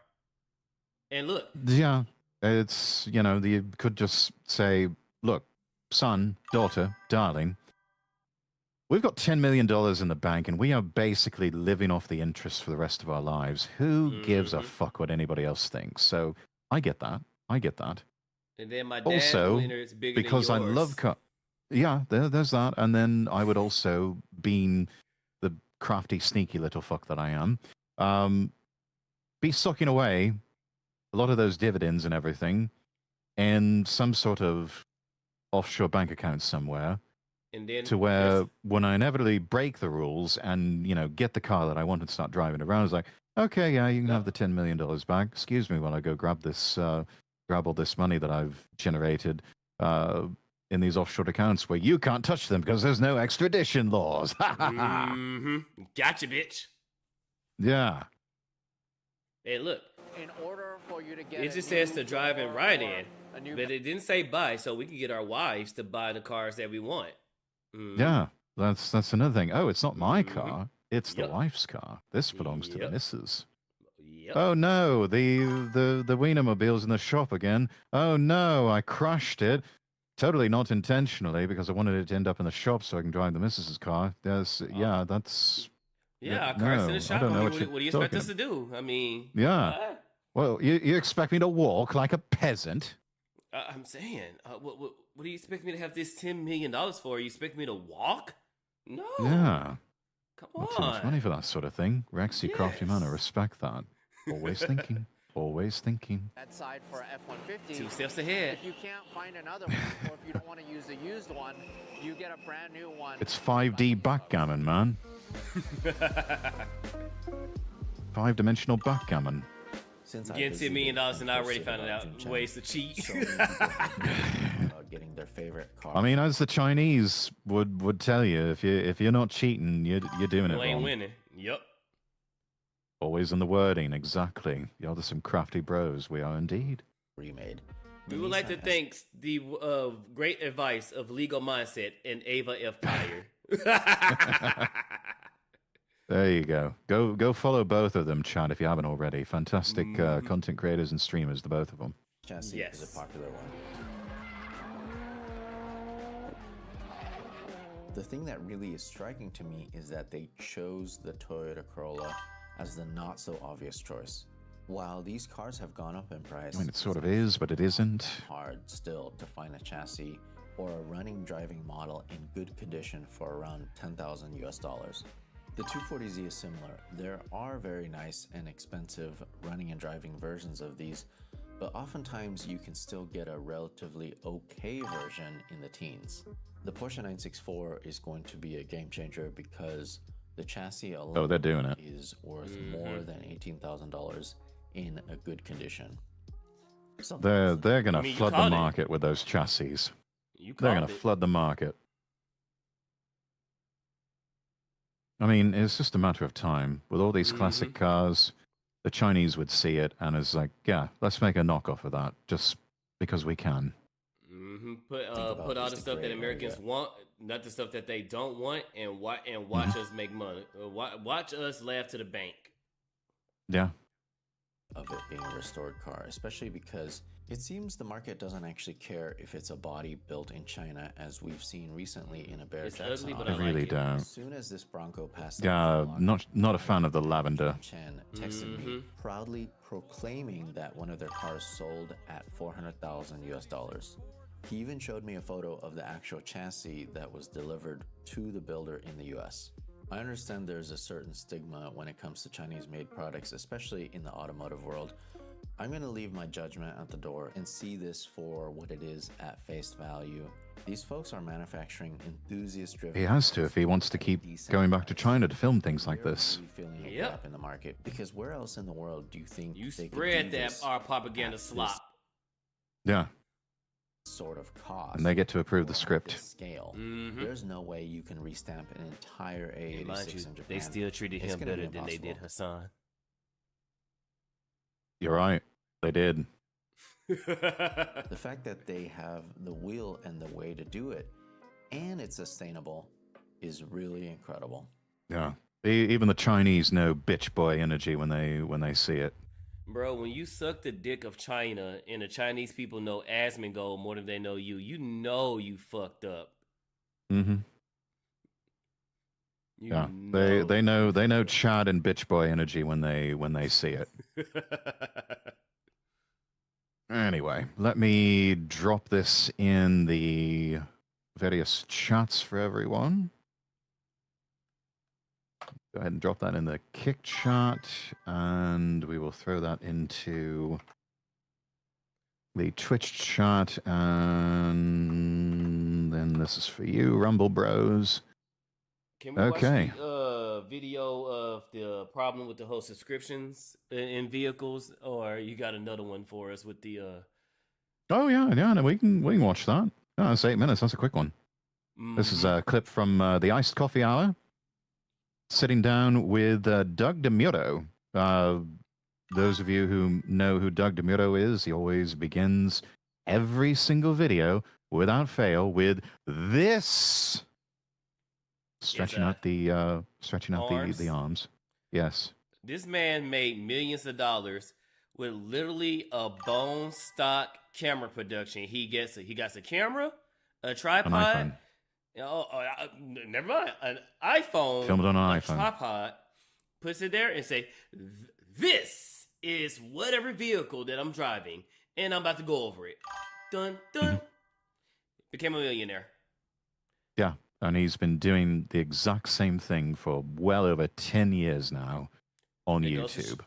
That goes to show you, you don't need the most expensive stuff. All you have to do is just have fun doing what you're doing and be great at it. That's it. Have fun, have some passion, have some talent, preferably. That's it. Yeah, but that's all. The barriers to entry have never been lower. That's why back in my radio days, I always dreamed of having my own chat show. You know, similar to something like Rush Limbaugh. Also, big fan of Johnny Carson back when he was hosting the Tonight Show. So I figured, bring some top 40 enthusiasm, crack some jokes, talk about the things I want to talk about. That was the dream. I mean, you can still do it. I did not realize it until I actually started doing it, but VTubing, I'm doing it now. The dream is true, and it is being realized now in real time. I'm doing what I always dreamed of doing. I just didn't do it in radio because nobody's listening to the radio. People are watching live streams. People are watching VTubers. Yep. And so I took all the things I learned from radio, applied it, added in the magic of television with the visual elements, and here we are, living the dream. Real good job, man. Hand you your flowers. You are doing a bang up job. So I can't wait to see you next year, man. You're gonna be somebody great. You're gonna be one of the ones. Now, hopefully I'm standing right next to you. But here's hoping. We'll see. You're good at it. Well, thank you, Steelbear. Thank you. So glad I found you guys. Thank you for that, Jess. I'm blessed to have found you as well. Absolutely. Likewise. Absolutely. Right. Let's get to this. Iced Coffee Hour. Great show. We get a chance, watch the full VOD. I'm sure it's available on Spotify's podcast. But sitting down, the Iced Coffee Hour blokes sitting down, talking with Doug DeMuro. Title of the video, Why Car Subscriptions Are About to Take Over. Let's give it a watch. The continued advancement of self-driving is going to be the greatest thing that ever happened to like American commuters. I don't know how often you use your self-driving. I never use it. Oh, I use it. The real drivers. Thing in my life. When I'm on. Bro is sounding like a tourist. Bumper to bumper. You don't commute, right? So you're probably not. Don't. But you can imagine, like, if you're commuting like to San Diego from Temecula. He's the old man that's now jaded. Houston, or what? Like, there's you're sitting in bumper to bumper on the 405 or the DC Beltway. We need more Brits like you, less Bents like James Corden. Yeah, Corden is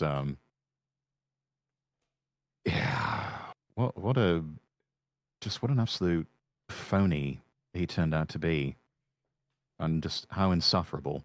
But yeah, maybe I'm just way too old school. Maybe I'm too set in my ways. Anybody going on about, and look, from a strictly objective academic perspective, I suppose I could see some of the merits of self-driving cars. Yeah.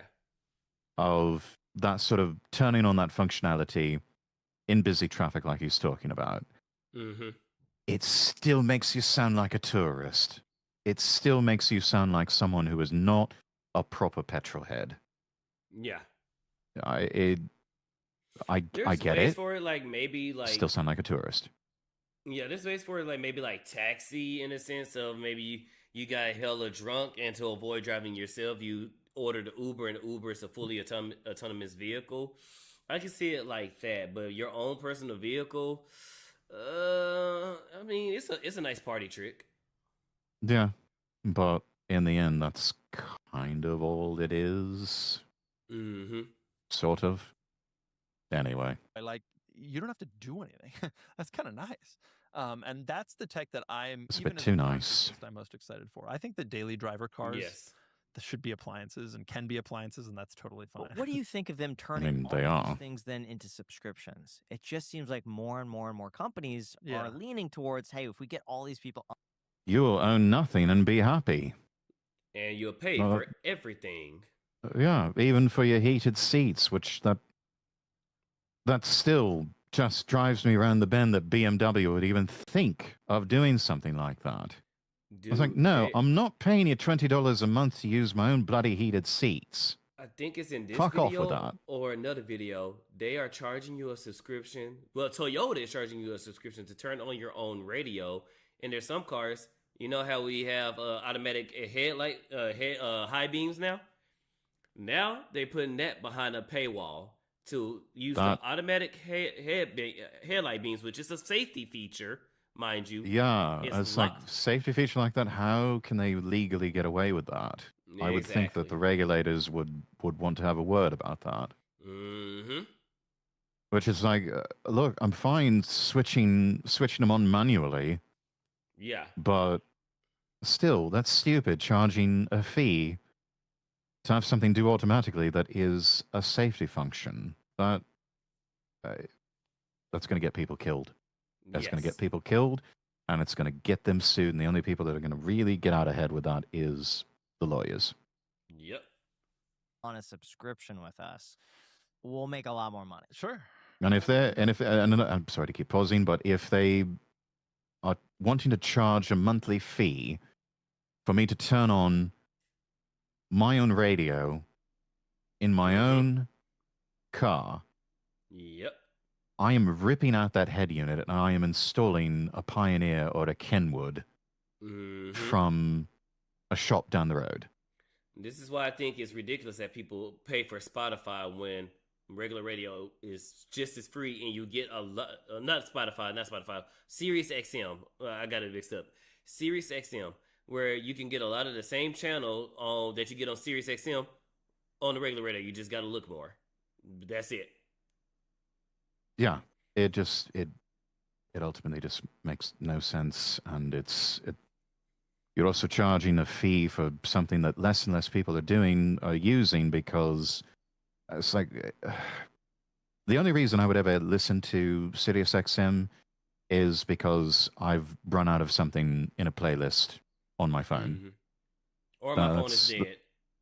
Or your phone is dead.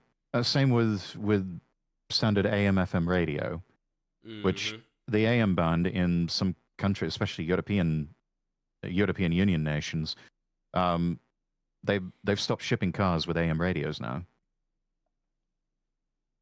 It's gone.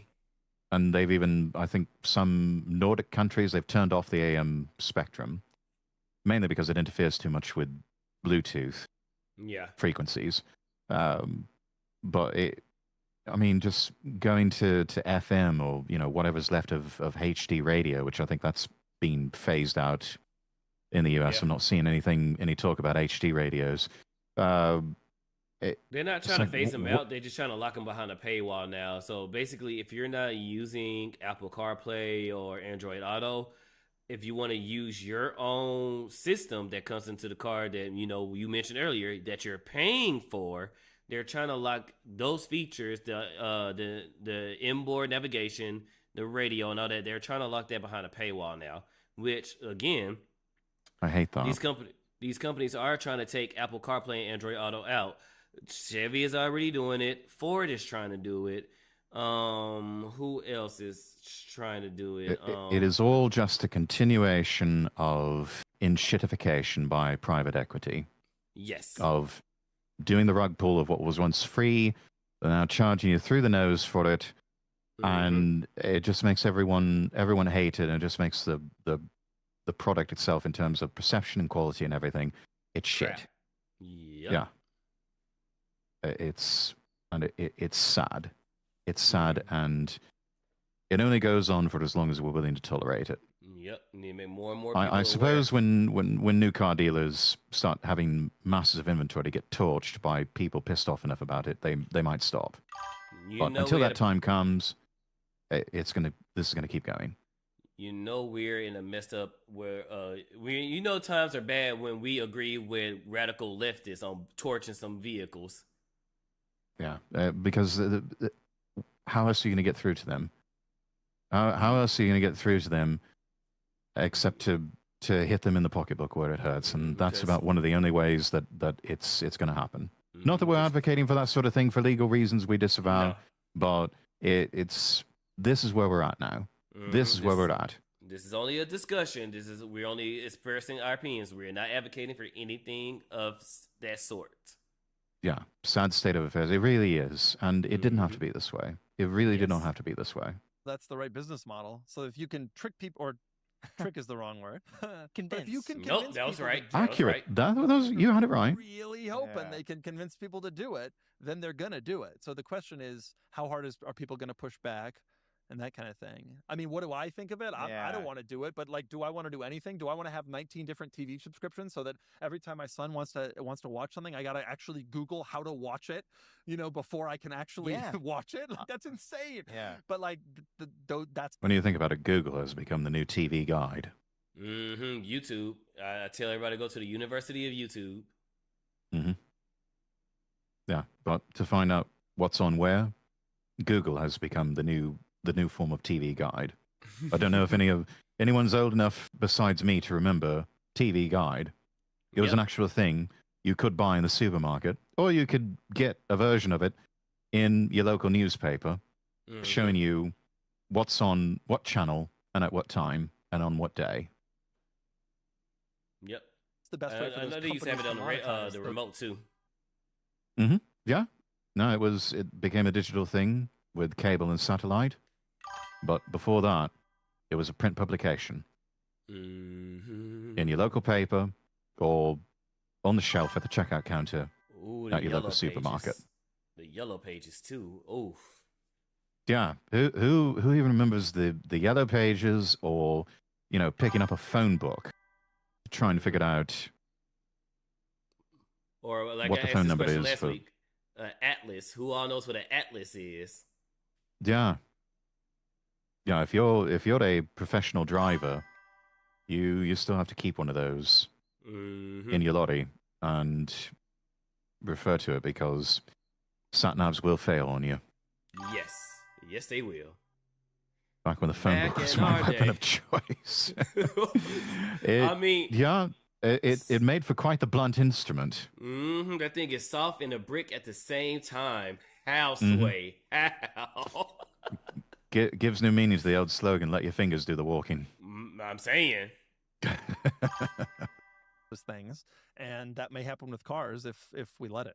I think they're gonna have a subscription for everything. Like, you want a subscription for tires? Yeah, just pay monthly this low price. We'll give you new tires every time you need. And they'll all be shit. Like a phone subscription, but that's exactly what it is the thing. And with a whole lot of hidden clause. The remote start subscription. Yeah. $20 a month. You get to remote start your car. You get access to the app. What does that even mean? If you want to preheat the car, start can't up in you advance. just have hardware that? Yeah, but you have to unlock it with. But there are some benefits to this remote, because it's through their like app that kind of controls. See, this is where I'm scared of the whole app thing, because just like what Tesla is doing, they're using your phone as the key. When are they going to start using it to where your phone is the key, and now you have to pay? Not only are you paying for the vehicle, now you have to pay a subscription to unlock your car doors, to start the engine. This is a dangerous road we're headed. And I see what Doug is saying from a business perspective. Yeah, it's going to make money, but that is anti-consumer as fuck. There's more to life than profit. Yes. There's more to life than making money. Yes. At some point, you have to think about the human element and the customer themselves, and if it really is moral to nickel and dime them like that, because you take the macro view of things, that's what you're doing. You're nickeling and diming a customer, and no customer likes to be nickeled and dimed for anything. But you would think people would know that, especially these multi-million-dollar organizations, but nope, greed always takes over. And like Doug said, at first, he said the right word. How can we trick them into accepting this? Yeah, because that's all it is. Marketing once they get tricks. enough people, like I said, the key fob. Now, if it was just a phone, yeah, sure. But they're gonna try to way to phase the key fob out, and now it's gonna be your phone. And like I said, because a lot of people don't know, they are doing this in apartment complexes now. They're switching all the keys into fobs, and for a service that used to be free. Now those same apartments that had the fob are now charging an $80 fee or an $85 tech fee on top of the apartment, which is sewn into the apartment. You have to pay it. So now you're being charged to open your front door, and you can't opt out. Yeah. And if you do choose to opt out of it, you have to go live somewhere else, probably in a bad part of town.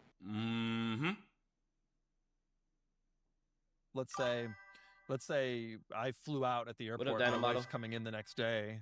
She doesn't have the key on her. I can start the car from my app. I'm in Hawaii. I can start the car for her, and she drives it home and then gets the key. She doesn't have to carry it with her or whatever. Like, you can imagine scenarios where you might want it. I didn't do it in my Sequoia. Once the free period ended, I gave up. I could see them also adding a subscription for different drivers in the car. Yeah. Like if a driver wants to, I put Jack on my Tesla key card. It's like that's $10 a month. All of this stuff could happen. The question is, will people let the automakers get away with it? So far, no. Automakers have tried. Like I think it was BMW tried heated seats, and there was such a backlash that people I actually find it odd how big of a backlash there is, because to me, it's almost entirely a consumer. It's like a way of framing your thought, really. Like, we have no problem paying 10 grand more for the bigger engine, but we have a problem paying $150 a month more for the friggin' electric car for like the more power. And if you actually... you see this sort of thing with other big purchases that people do. Mm-hmm. You know, you've got people that will scrimp and save, put a down payment on a big house, $500,000 or more, probably willing to pay an extra $100,000 to, you know, get that game room or that private cinema or whatever. Yep. And then they balk at some of the closing costs that they have to pay up front. Yep. And it's small in comparison, one time, but that's the thing that they choose to protest, not having to shell out an extra 50, 100 grand to get a private home cinema. Mm-hmm. But even with, because Lucian Wolf, an engine is usually a one-time purchase. Mm-hmm. Yeah, it used to be, and that's where you're wrong. Now, with certain vehicles, now you have to pay a subscription to have access to the full potential of your engine. Is it a one-time purchase yet? Thank you for the hydrate, Redeem Herald. Think about it. It's not that different, right? How many, you had the bigger engine, you paid 10 grand more for it. How long did you own the car? Divide that by the number of months. That's how much you paid per month, right? Yeah. Like, it makes some sense.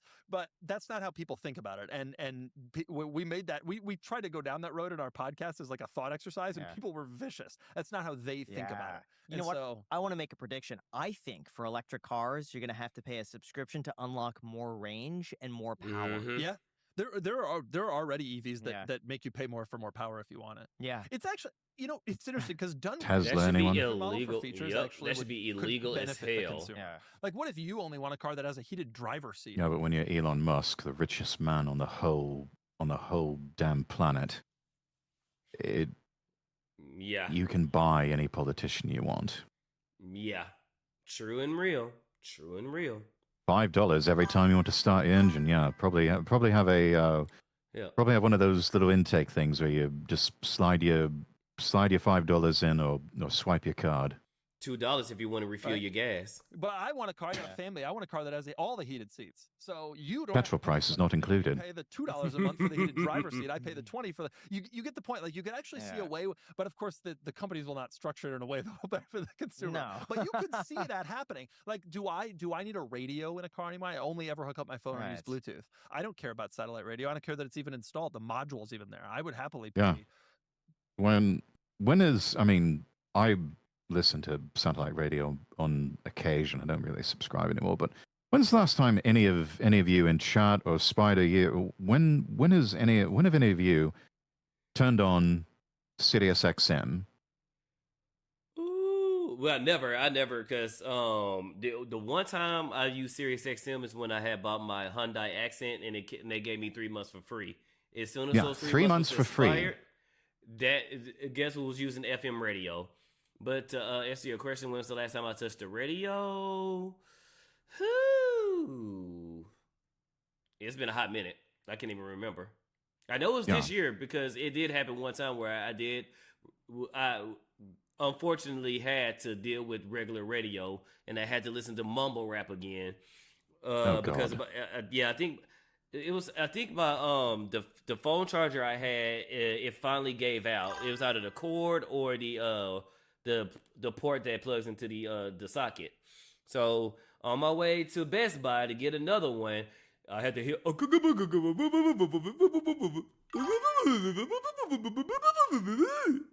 Yeah. Or you're listening to BBC Radio 1. Yes. Or the Mumble Singers. Those are my favorite. Which probably make up most of the playlist on Radio 1 these days. I pay for TuneIn Radio. Besides that, I use YouTube Music. Yeah, that's. I think that's what most people, or Spotify Premium.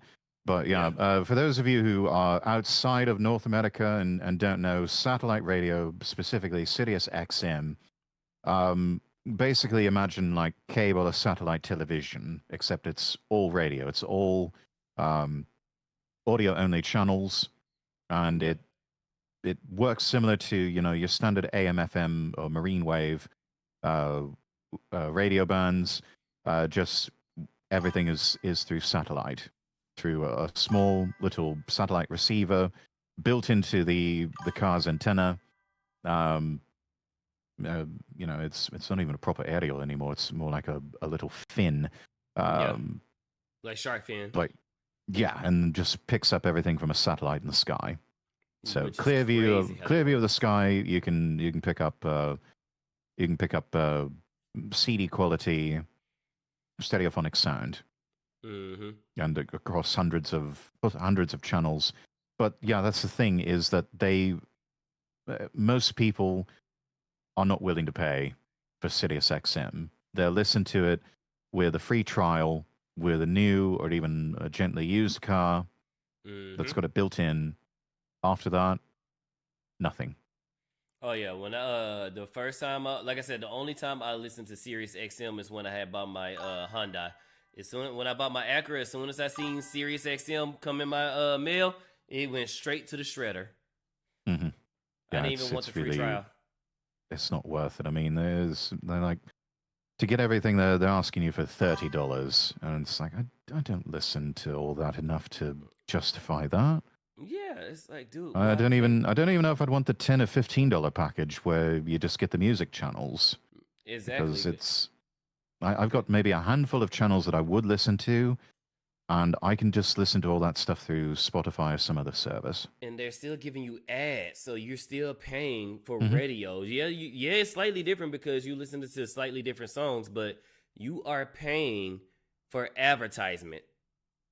Yeah, pretty much. No, why pay when you... even with the music channels that are supposed to be commercial free, you're still going to be hitting promos of Sirius XM, and those apparently don't count. Yep. And then it's like going on the toll road to avoid traffic just to end up in traffic. Yeah. It's like, if I'm going to be stuck in traffic, I might as well be stuck in traffic for free. Exactly. The lower amount, but with hardware, that's difficult to do. But with software, you could see it potentially. What's that one car that you could buy for really cheap where you like assemble the Slate truck? Oh, the Slate! I remember that. It's like a bare bones thing. They're all over the every place. Little thing extra. Are they about to make them, or are they not about to make them? I don't know. I don't even know if they're road going yet. No, they're back and forth. The base model of there's been a lot of talk. We'll see is the answer. Like they said it would cost X, but it's EV, and that included the subsidies, which have gone away since they announced it. So who knows? But also, like, who knows what these things actually cost by the time they reach the market? There have been so many potential car companies over the past 10, 15 years that have just been absolute failures to launch. Yeah. I think Tesla, Lucid, and Ineos. What's the one that made the truck that competed with Tesla before the Ford Lightning came out?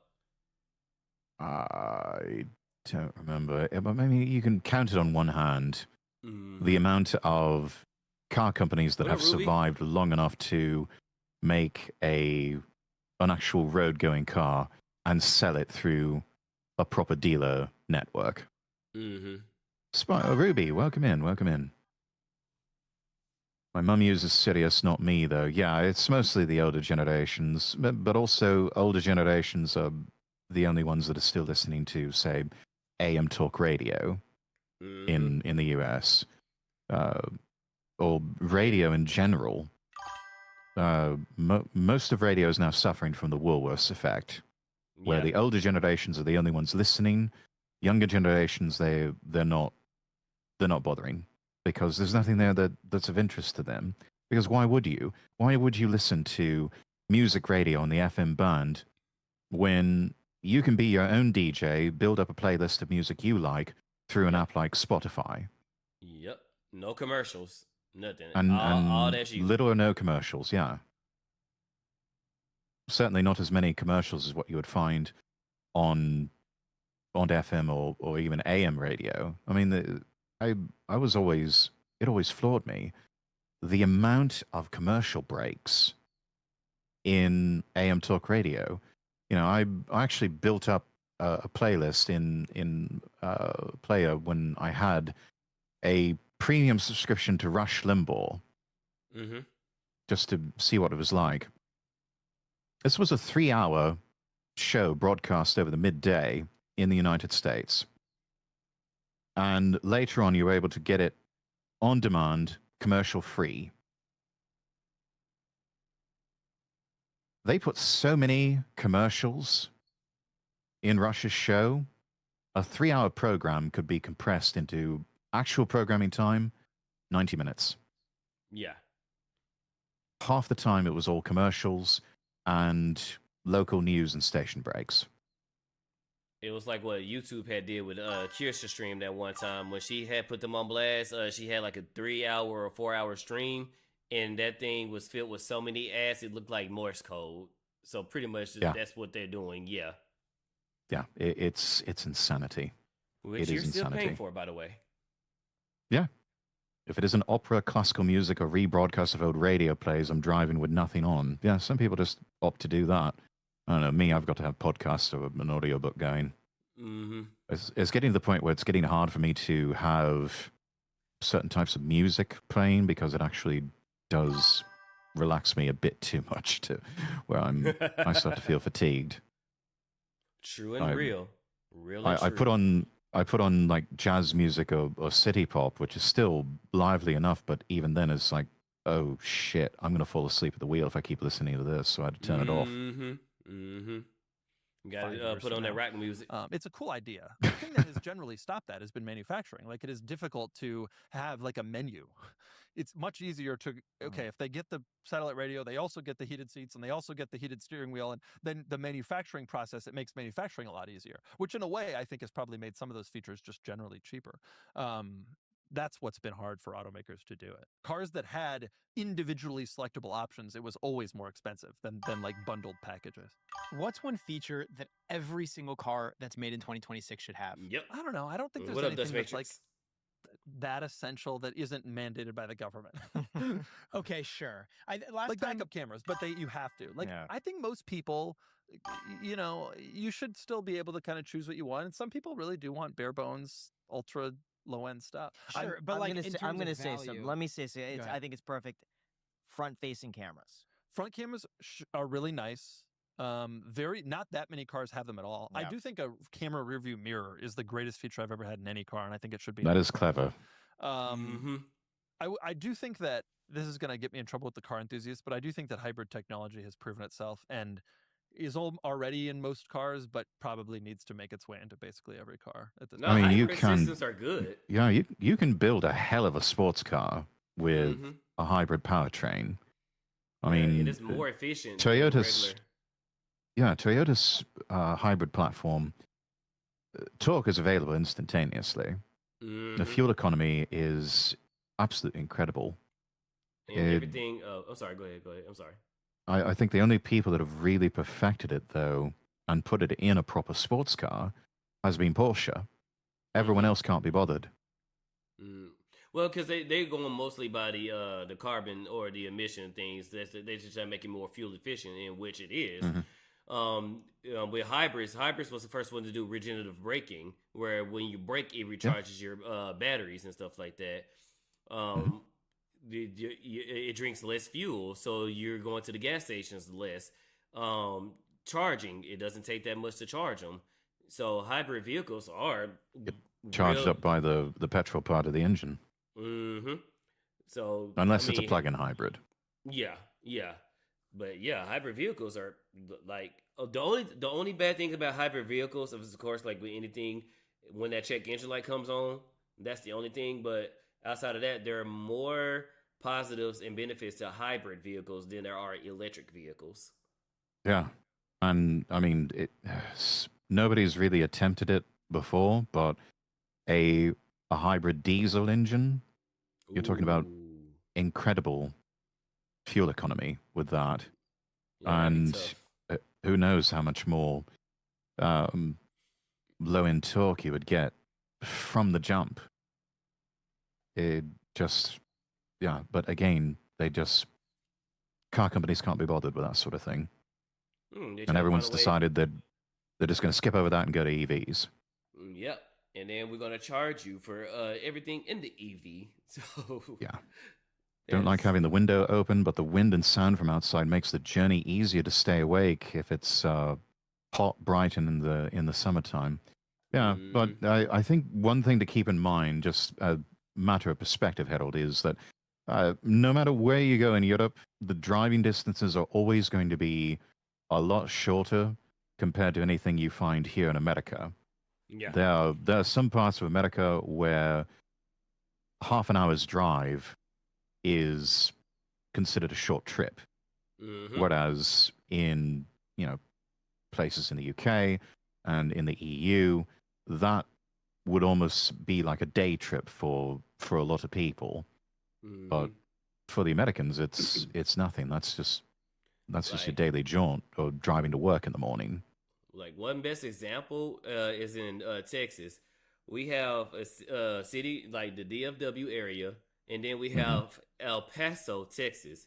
It takes 8 hours to get from Dallas, Fort Worth to El Paso, and that's in one state. It takes 6 hours to drive from DFW to San Antonio, 4 hours to Houston, Austin. Pick your poison out of the two. That's in one state. Yeah. EU bros, that could be, 6 to 8 hours. You're talking about a jaunt through most or maybe about half of continental Europe. I think with like a good 10, 12-hour road trip, you could, I could be, having not traversed through Europe or the United Kingdom in a long time, especially on a car, I could be completely and totally wrong. Feel free to correct me on this. Anyone in chat or anyone in the comments. But 10 to 12 hours drive, you could probably traverse through most of Western and probably get into parts of Central Europe if you really pushed it and just did not stop anywhere. 12-hour trip, and for me, it's when I got my Camaro when I drove from Colorado to Texas. 12 hours, and most of it was in Texas. Amarillo to Dallas. Yeah, that's a long ass journey, and I've made that journey myself a few times as well from Amarillo to Dallas. That's it's beautiful out there in some parts, absolutely beautiful, wide open, God's country. But yeah, it's also a long journey, and a lot of the Euro bros, they're just like, I could never. Rex, $1 million tax free, but the only music programming you can listen to in your car is Bjork at a loud volume. No podcasts for other genres. Radio speakers are unbreakable. Can't mute or lower it. Outside your car, you can listen to anything else. I would walk. I would ride a bicycle, or get on a motorbike, or get another car. No, that sounds like hell. The trade-off for $1 million, no, just not a million. 10 million. You got me raised. You got me thinking. You got me contemplating. 1 million, no, because $1 million just doesn't go as far as it used to. Yeah. Thanks, inflation. I hate it. Half an hour is the bus distance from my hometown of Osbjerg to Horsens, where I used to go to school on the other side of Horsens. I'm sorry, that's all Nordic speak there, Harold. I can't read that. 40-minute or more commute each way every day. Yeah. Yep. Standard American fare there, Steel Bear. I know the journey from here in Osbjerg to Friedrichshafen near Bodensee and Lake Constance near the Austrian and Swiss border with Germany. If you leave 2 past midnight, you'll get there in the late afternoon. If you can get past Hamburg before morning traffic, otherwise you end up in Friedrichshafen in the evening. Sounds about right. About right. Fairly dense there, so you're going to get caught in some hot spots for traffic. That's barely enough to buy a house here. It's barely enough to buy a house in America these days. Man. In this economy? Yeah. In this... Now, granted, houses are starting to dip in prices now, but yes, what they're doing is they're charging like in my area, or because I don't know if it's all of Texas, but I know in my area what they're doing pit and mud costs, which is essentially what you were supposed to be paying the HOA for. Mm-hmm.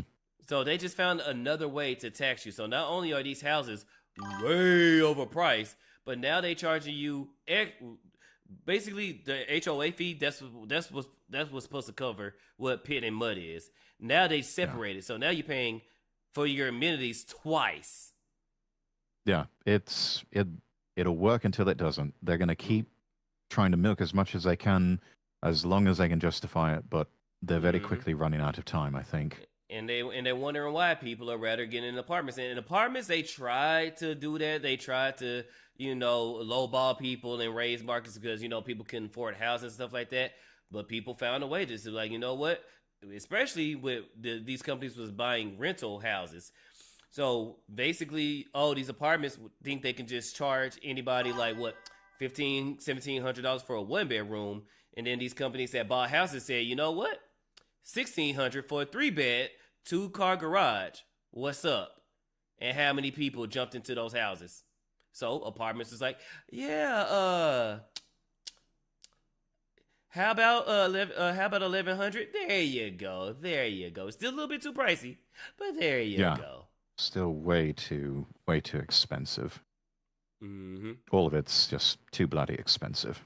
Yuck indeed. Man. Swear they've been doing roadwork on the motorways near Hamburg for over 10 years now. And they'll probably keep at it for another 20 years. Same with the highway systems here in America. Mm-hmm. Which they only put in tolls every freaking where, so... It's the only, especially in states like Texas, it's the only way they can manage to afford to get their money back on the projects, because no one in the state legislature in Austin has the balls to raise taxes on anyone. Oh, they better not. People are going to riot. That will cost you an election.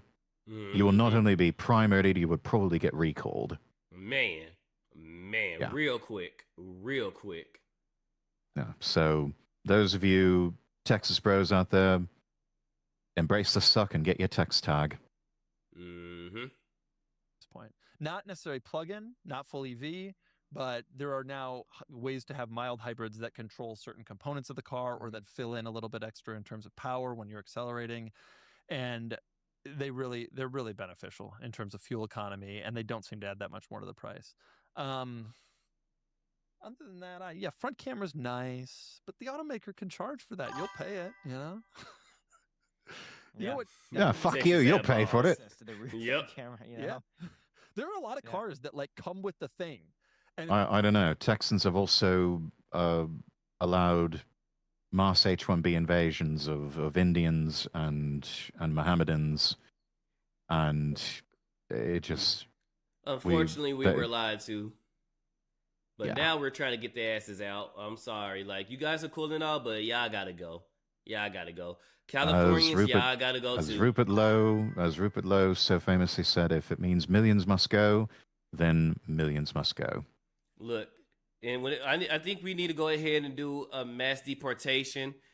All Californians must go except for Joe Rogan and Leaflet. They're cool, but everybody else gotta go. And we gotta, and then y'all can come back, but we gotta check your paperwork. Who you voted for? Mm-hmm. You voted for what's his name, Newsom? Oh, you gotta stay. You voted for Larry Elder? Come on in. If you voted for the communists, you gotta deal with the communists. Yeah, you don't get to weasel your way out of your stupid luxury beliefs. Megalum, welcome in. Happy Ladder Day, y'all. That's what we should have called the stream, Ladder Day. Ladder Day. And don't think I don't pay attention to you too, you New Yorkers. Don't think I ain't got my eye on you. Yeah, you Yanks in the most literal sense.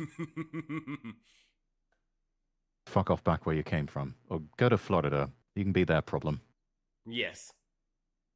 Brandon Herrera, AK guy. Yes, those of you Texas bros, if you are in that district, please vote for Brandon Herrera in the upcoming election. Yes.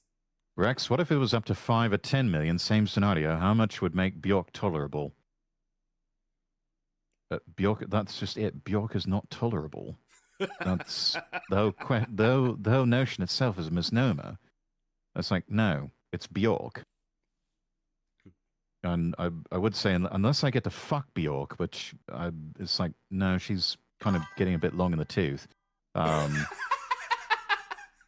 It's like, you know, when she was a little bit younger, in her 20s and 30s, maybe, but no, just no. Kalashnikov patriotism, ye howdy haw. Physically, like behind a thing, like, and it's like laughable, but that's like how it's done sometimes. Yeah. Now, one of the biggest traps with healthy snacks is just how misleading they are. A lot of protein bars, I've noticed, still spike your blood sugar, contain hidden sugars. Or This is all ads. No, we're not doing that. We're done. Yeah. That's a minute and a half of ads at the end. Yeah, we're not doing that. We will give you a like, though, but we're not going to. At least they made it. They pushed it at the end, where people pretty much going to be like, "Yeah, we ain't done." That was decent of them. That was decent of them. Get the music going again. We'll drop that in the. Let me drop that in the Rumble chart.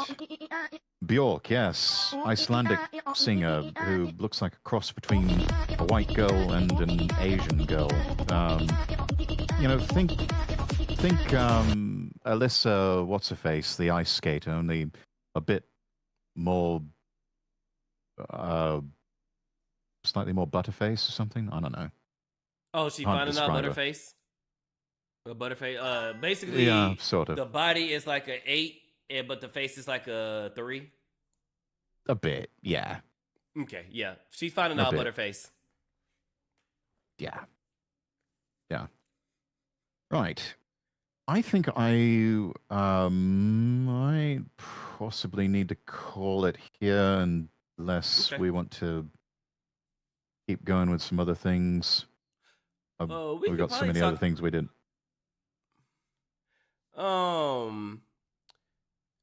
Let's see. We've kind of made this into a car-themed program today. Talk of, you know, kit cars and repurposing existing road-going cars. We did a react to this a while back on the channel. You can check it out on the YouTube side of things. Lord Rexworth VT. There's a Japanese company out there that is taking existing road-going cars and turning them. These are fairly average cars, but turning them into absolute masterpieces like this. It's called the Mitsuoka M55.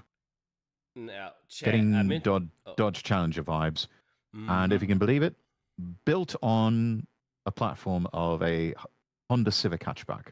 Now, chat, I already mentioned this to Lord Rex, but okay, everybody hates the new Dodge Hornet. How the way it looks. Now, what if Dodge would have made the Hornet look like this? How many people would be buying this car? Because I said I would. I definitely would. Yeah. I definitely would. If the Hornet looked just like this, I'll be rolling in one. It's eminently practical. 4-door saloon car, hatchback. Plenty of power underneath. Have a nice appearance. All that. Yeah. And then there's this, also from Mitsuoka. It's called the Mitsuoka Rockstar. Looks like a smaller scale version of an old style Chevy Corvette. Yeah, it does. Actually, a lot of Stingray vibes with this. Yeah. This is actually built on a Mazda MX-5 platform. It looks good. The only thing I hate the little tablets. The instrument cluster, beautiful. Yeah, that's all left over from Mazda. I hate that. I hate the little tablet thing. I hate it to yeah. Can we please stop doing that, car companies? Rex and Spydr car show title: the Tip Top Tire Show or the Slippy Lubes Show. We'll save Slippy Lube for after hours. Ow! Can we get a side view? There's your side view right there. They've even tried to replicate the old style wheels. Yeah. Yeah, I would love to have that in my garage. That's definitely a weekend. That's the weekend, March, where the weather is starting to get a little bit better. Not too hot, not too cold. You can drop the top and, yeah, just feel it. Oh, of the M55, you mean? Okay. We can do that. This from Card and Driver. Go view the photos. Look at that thing. That could have been a Dodge Hornet. What the hell, Dodge? Well, Stellantis. What the hell Stellantis was thinking? I don't know. We are talking about the same company that decided to revive Lancia and slap the badge on Chrysler 300s and Town and Country minivans. And then these are the same idiots that decide to kill all gas-powered engines just to be forced to bring them back because, yeah, surprise, surprise, nobody wants to buy an EV with a speaker as a sound. Mm-hmm. But the one thing I can say with Stellantis, even though I hate them, they are the only car company that actually have V8s in their trucks. Everywhere else does it. And it has a manual. It has a manual. Oh God. Oh God. Yeah, they do. They do have a manual version. That's pure Honda manual transmission there. But this looks like the Integra. Yeah, this is the Acura ILX interior. Yeah, the Acura Integra and the Honda Civic hatchback, they share the same platform and everything. So a lot of it really interchangeable. I think the engine in the Integra is one of the top shelf Honda engines. I don't know if it's the equivalent of the Civic S. It might be. I think it's the Civic Si. Yeah, Civic Si engine in the Acura Integra. The main difference between that and Honda Civic Si is that you can get the Integra with I can teach you CVT transmission instead of being forced to do manual with the Honda. Mm-hmm. Yeah, they putting everything CVT now. I think some of them are manuals. The Integra, because I think they do have manuals in some Integras. Yeah. And it's manual. Let's fucking go. Kind of chunky, but for a 2+2, I don't hate it. Yeah, no, that's a nice little car. Eminently practical. Plenty of room for, wife and kids, and some luggage in the back to, take a weekend trip. The hatchback, that's what gives it the room. I've drove a couple of Integras before, and you would think the trunk would be non-existent, but because it's a hatchback, you have plenty of space to put your groceries in. Yeah, and if need be, fold the seats down. That too. That could have been a sexy Dodge. Oh my God, that dropped the ball. That dropped the ball. But yeah, now I can see now I can see the Integra, that line right there, that silver little line. That's the Integra. Yep. So you're right. Yeah. Right. It looks I good. think it does. No, it meets Suoka. They've made some beautiful cars over the year. The Orochi, the Gallue, all of these built off of fairly standard Japanese economy cars, but what they've been able to do with these is just they've turned them into practical works of art. Yeah, they're beautiful. And Elucidator, nope. When I teach, I don't put you on heels until you're able to go through all the gears. No problem. Then I introduce heels. I'm not one of those assholes you barely know when to shift and then put you on a heel. Ooh, plug you, huh? I mean, I can do a shout out. Okay. Wait, no, Jess. What do you mean? Like a shout out to you, or like what do you mean, plug? Having a jolly time playing no game.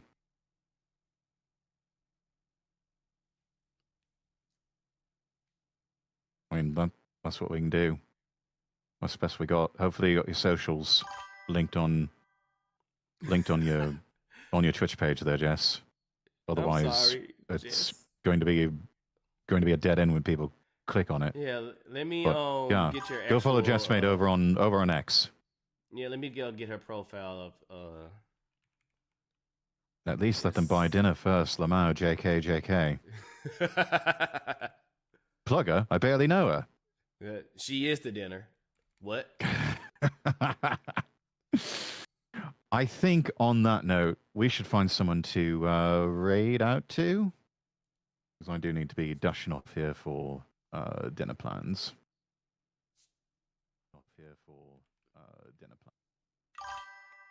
Okay, now why is it being a Let's bug? see who's online that we can raid. I see a few people. You have anyone in mind, Spider? Let me see. Hang on, I just need to get share. No. Let me get the link. Copy link. All right, so I'm gonna go ahead and plug Jess into the here's her actual X. Let me go to Kick right quick. And Been fun as usual, guys. Well, thank you. Thank you so much. I'm glad everybody enjoyed themselves. Thank you. It's always been great, and this is the second collab with Rex. He is awesome as ever. All right, so that was for Kick, and let me do it on YouTube for my YouTube chat to shout out Jess in the stream. Quiet myself. Let's see. I see some people that we can... I am going to... Got one person in particular that we can raid out to on Rumble, so I'm going to go ahead and Rumble Bros, I'm going to send you over to Elias Malachi. Let me throw some copy pasta into the chat. Twitch, we're going to go ahead and raid our homie Adilarius.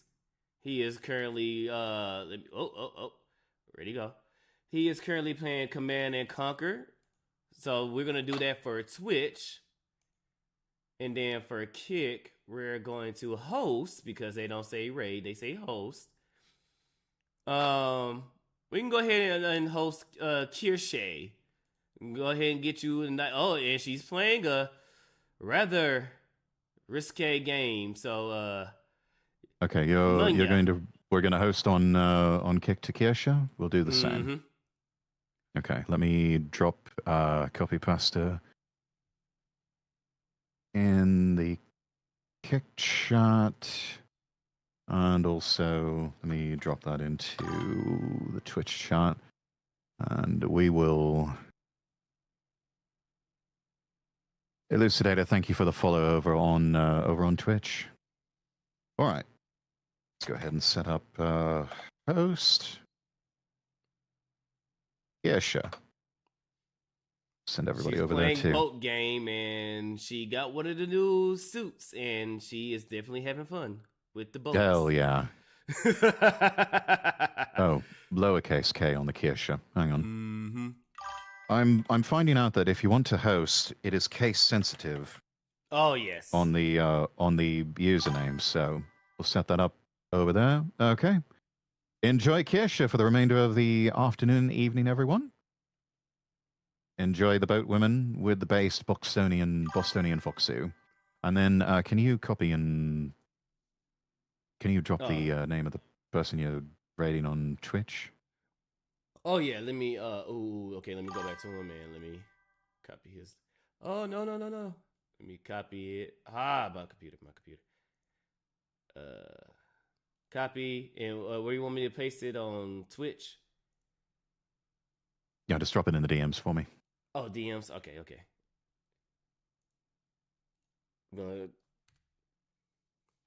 There we go. Okay.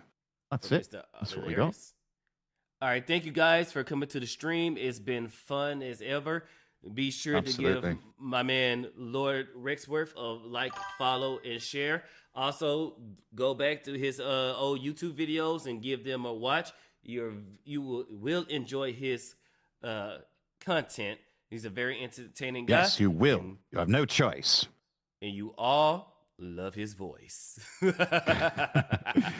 All right, take care, everybody. Have yourselves a lovely weekend. I'll see all of you tomorrow. And I will see you guys later on today at 7. Yeah, don't miss it. Right, take care, everybody.